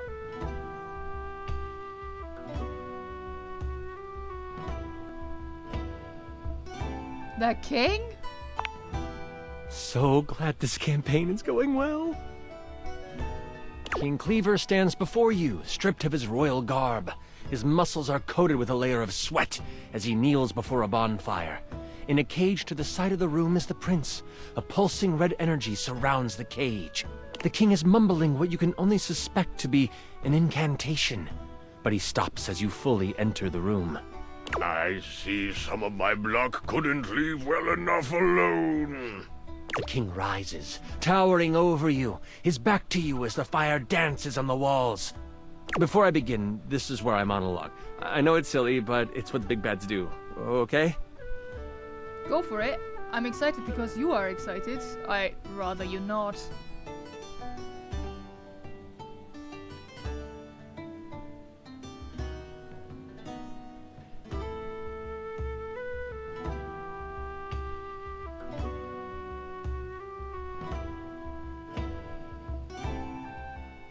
Go for it. Do you know how long this realm has had a king? For millennia. Before history can be noted as beginning, this land has always been ruled by a strong-willed king. And not just any king.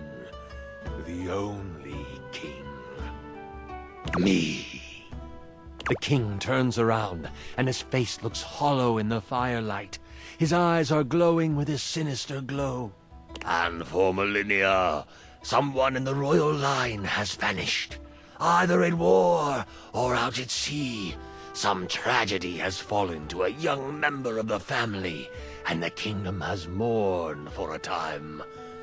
But they have moved on, and queens would die, and kings would pass of a broken heart, and a new king would take the throne.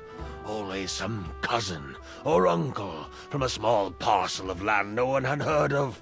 Always of humble means, always young, always handsome. Always me. And all I have ever needed is the blood of my line to rejuvenate me, and for my inner circle to make sure the butcher block failed in their search. But I suppose my moles failed to do their job this time. They will have to die too, after I kill you. The king launches himself at you. What do you do? I try to dodge out of the way. I sing at him. La la. I don't know.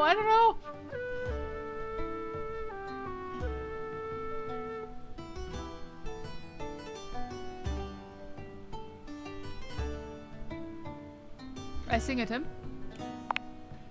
You whip around and shoot a sonic blast toward the king. It pushes him back, causing him to fly across the room and smack into the wall for... You did 40 damage to him! That's a lot of damage. And he is stunned! You can either help the prince, or you can try for your ultimate attack. That's not how G&G works. Ultimate attack? I picked that one. You close your eyes, and your mind goes back to the forest. Only this time, you hear the steady, growing roar of a river ripping through the landscape. You open your mouth, and out comes the sound wave. The room shakes, and everything rumbles. Sonic fury is pouring out of your mouth, and the deluge is monumental. So much so that the sand from the surface begins to seep in. The king notices. You fool! You will kill us all! You hear the falling of metal bars as the cage that held the prince collapses. A blast of arcane energy flies from his hand, hitting the king in the chest and staggering him. The prince grabs your hand, saying, "Let's go, before it caves in." He pulls you past the fire and toward the mouth of a cave. As you run, you can hear the room behind you give way. A roar comes from the king. No! I cannot die here! Just as you cross the threshold of the cavern, everything behind you collapses. You stand outside with the prince, breathing hard from your sprint. You look back on the collapsed cave. It is silent for a moment. Then, the birds start to sing again. With the prince safe, you make your way to Cantalopia together. It is there that you find a member of the Butcher Block you can trust, vouched for by the prince. The news of the immortal king and his destruction spread. Many begin to question the position of the royal family in their lives and as their rulers. The queen, now free to rule as she pleases, works to make amends with those who have lost their faith in the crown. And you get what was promised to you. You are set up in the royal court. You play for large events and gain fame. But it is more the intimate moments where you are playing your lyre by the fireside with the queen nodding along, and the prince creating lyrics on the fly. Those are the moments you live for. For now, you want for nothing. You are happy. You are well. You are a hero. And we didn't lose a single HP. Thank you for running this beautiful game for us, Chance. Katarina will live on in my mind. You were amazing! The way you just... Sorry. I'm just so excited with how much fun we just had. I'm floored by you. Listen, that was pretty much perfect for me. You are pretty much perfect to me. Okay, wow. And if you were ever wanting to roleplay again, in any way, let me know. We could move from the character sheets to the, Bed sheets? other sheets? Uh-huh, sure. I understand your insinuation and I am all for it. Oh, this was just supposed to be a fun thing to do with friends. Yeah, he did run it mostly for us. Oh, this was just supposed to be a fun thing to do with friends? No problem. Forgive me for piercing the GM veil. This should always be a safe space.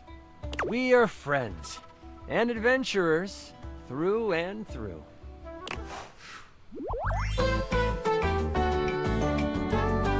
Come by for snacks anytime.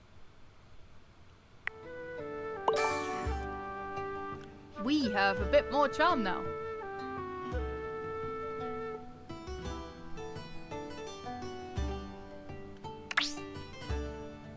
Appealing might be stretching it, but at least you're no longer appalling. Thank you, game.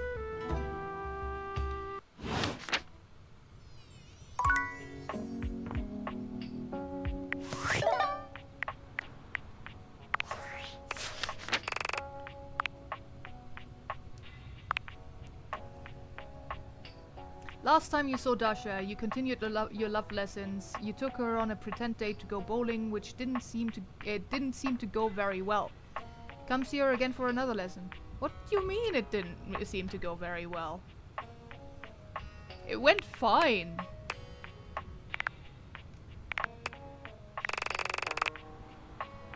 Plus 10 to friendship with Chance. He's your friend.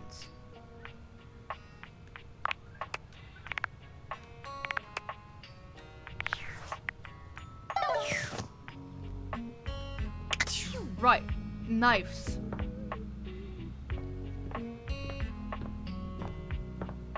Also, we're gonna finish the day and then we'll stop. So we have 2 more data balls, one of which is the knife block.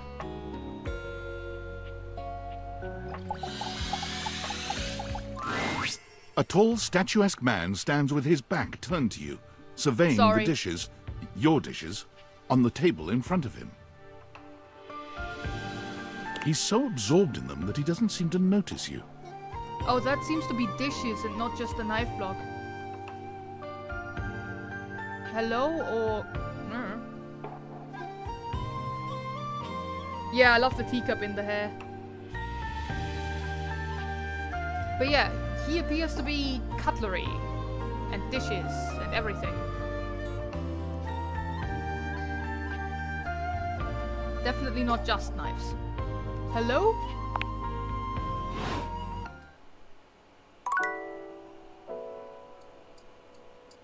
He just ignored me.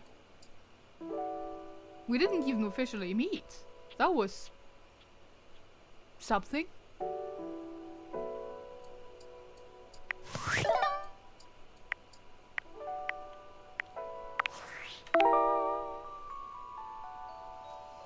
In the office, our pretty Pollyanna helps you scribble away. Dasha propped some papers on someone around her who said, "Ow."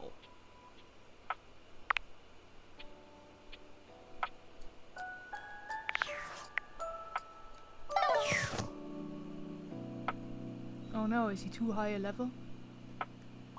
Maybe talk to Maggie? Or we could meet somebody new. We still have a bunch of things we could talk to, including windows and stuff.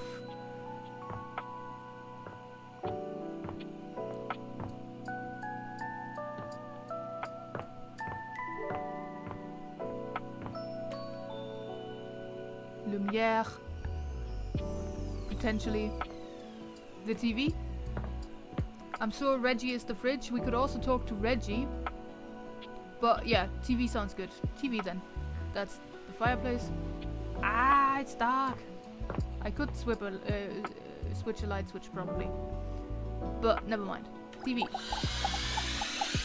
Hi there. It takes you a moment to realize Whoa. that there is not, in fact, a test of the emergency broadcast system standing in your living room, though the colourful figure standing across from you certainly bears a striking similarity to that TV classic.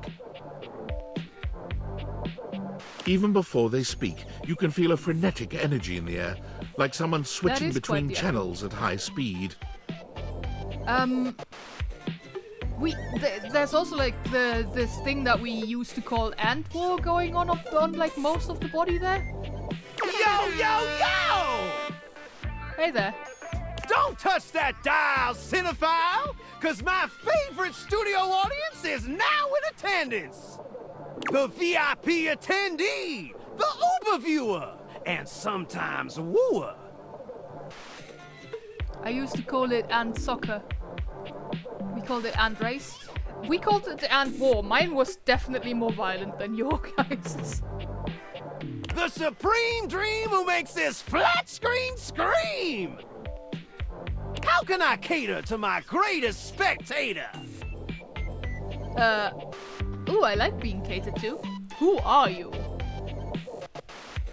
Ant war here too. Okay, I'm not the only one.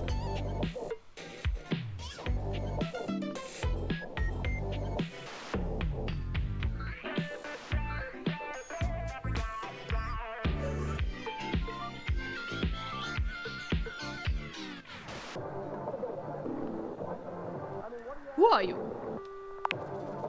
I'm the one who knocks. Okay. Haha, I get that reference. Is that like a meme or something? How much caffeine have you had today? It's a Breaking Bad reference. So yeah, I do get the reference.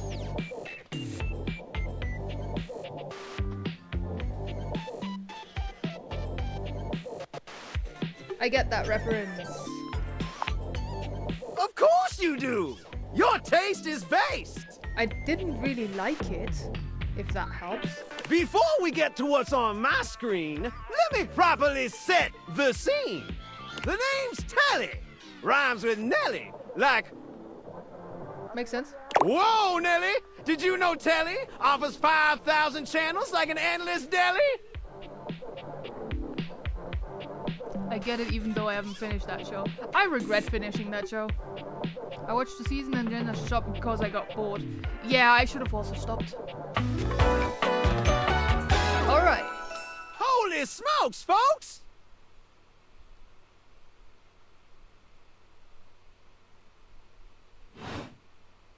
So ask not what your country can do for you. Ask, What you can do for your can you country. dig it? Wow, 5,000, really? Only 5,000 isn't that kind of limited? I don't really watch TV. Yeah, Mips, you definitely win on having watched 0 episodes of Breaking Bad. At least I haven't watched any episodes of Better Call Saul. Wow, 5,000, really? Damn straight! It's one small step for man, one giant leap for mankind. 5,000 channels is the most offered by any provider. I know this because I'm an entertainment insider.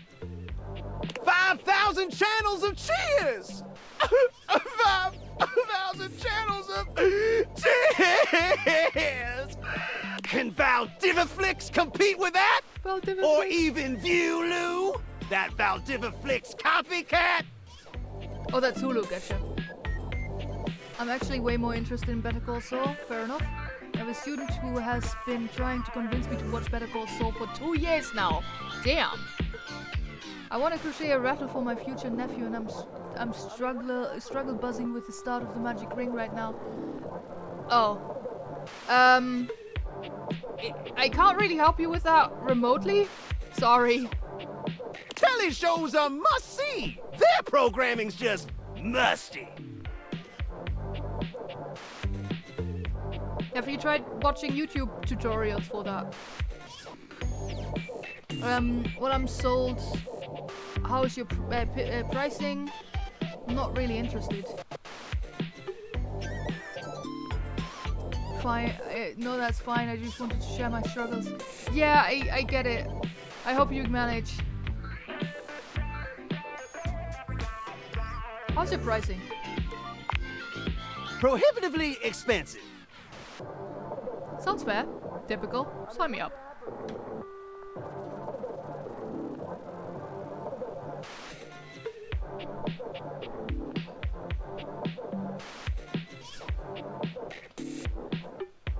Typical. Can't fault a TV for trying. Anyway, since you're here, my dear, why don't you just kick back and recline? Unwind from the grind and free your mind with 120,000 hours of programming combined. That's a lot. View that queue till you go blind. Sounds great. Until I go blind? If I have to.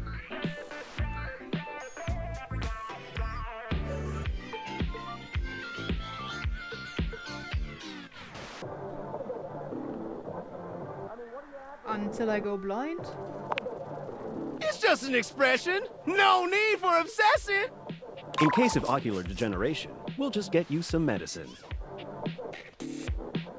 Okay, let's do this. Loading programming, loading programming. Optimizing for comedy, haha. Analyzing for reality, boo-hoo. Pratfalls and close calls from straight to your eyeballs. And... Yeah, Mr. White. Yeah, science, bitch. I found 15,000 shows you wouldn't oppose. So what genre can I impose on you with my flawless flows? Reality competition, home renovation, local community access. Maybe I should just go.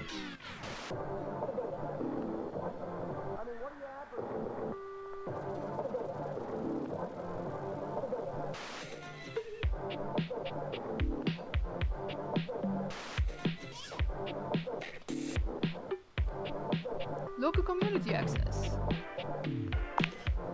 Wait, seriously? I just told you that I have 5,000 channels with 15,000 shows. And you want to watch the community access station? Just kidding. How else am I gonna learn close-up magic?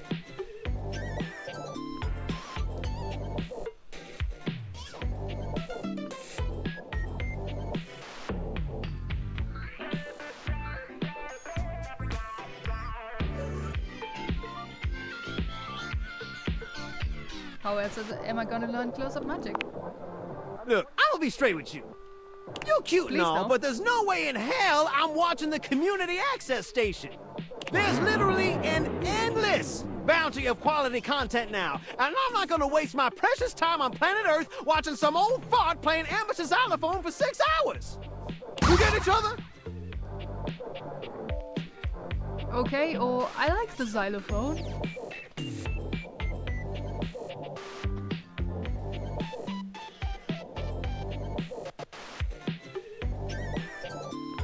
Oh god, you're really trying to piss them off. I like the xylophone. Look, I got better things to do than be trolled by some centerfold whose taste in television is worth less than a fool's gold. Swing by later if you want to be less shady. Otherwise... Hasta la vista, baby. I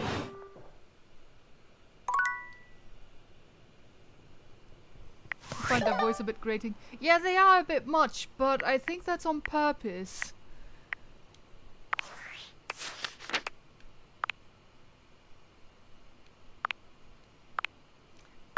Oh, okay, we haven't even met them officially yet because we blew them up too quickly. Same with the knives earlier.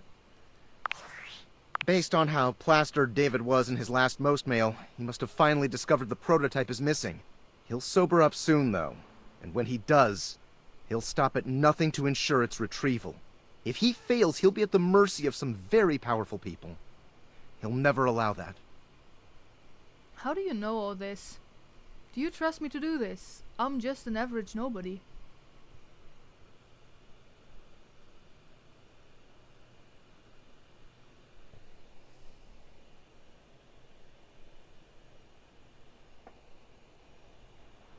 Do you trust me to do this? I'm just an average nobody.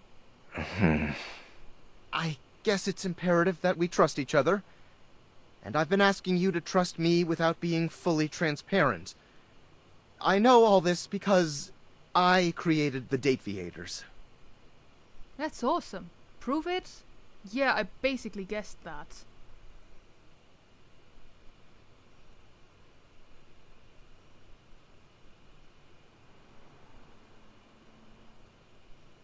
Yeah, I basically guessed that. Sure. Whatever. Anyway, I can't talk now. I'm stealing coffee shop Wi-Fi and the barista finally noticed I'm only ordering tap water. Remember, under no circumstance allow David to know you possess the prototype. Yeah, it's probably fine. I didn't tell anybody yet about it, except for Sam. So we're probably fine.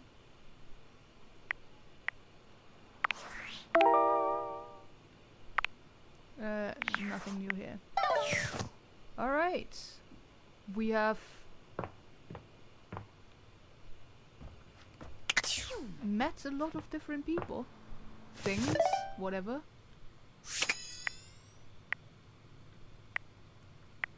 How many did we meet?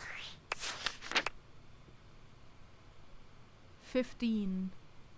And we're friends with 2.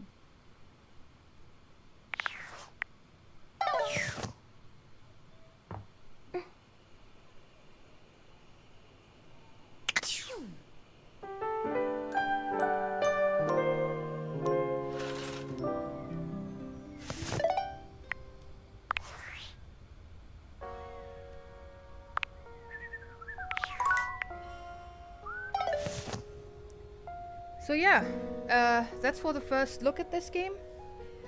I'd be willing to play again next week. And after that we are probably gonna return to Baldur's Gate though. So yeah, I really gotta go to bed now. Have a good night.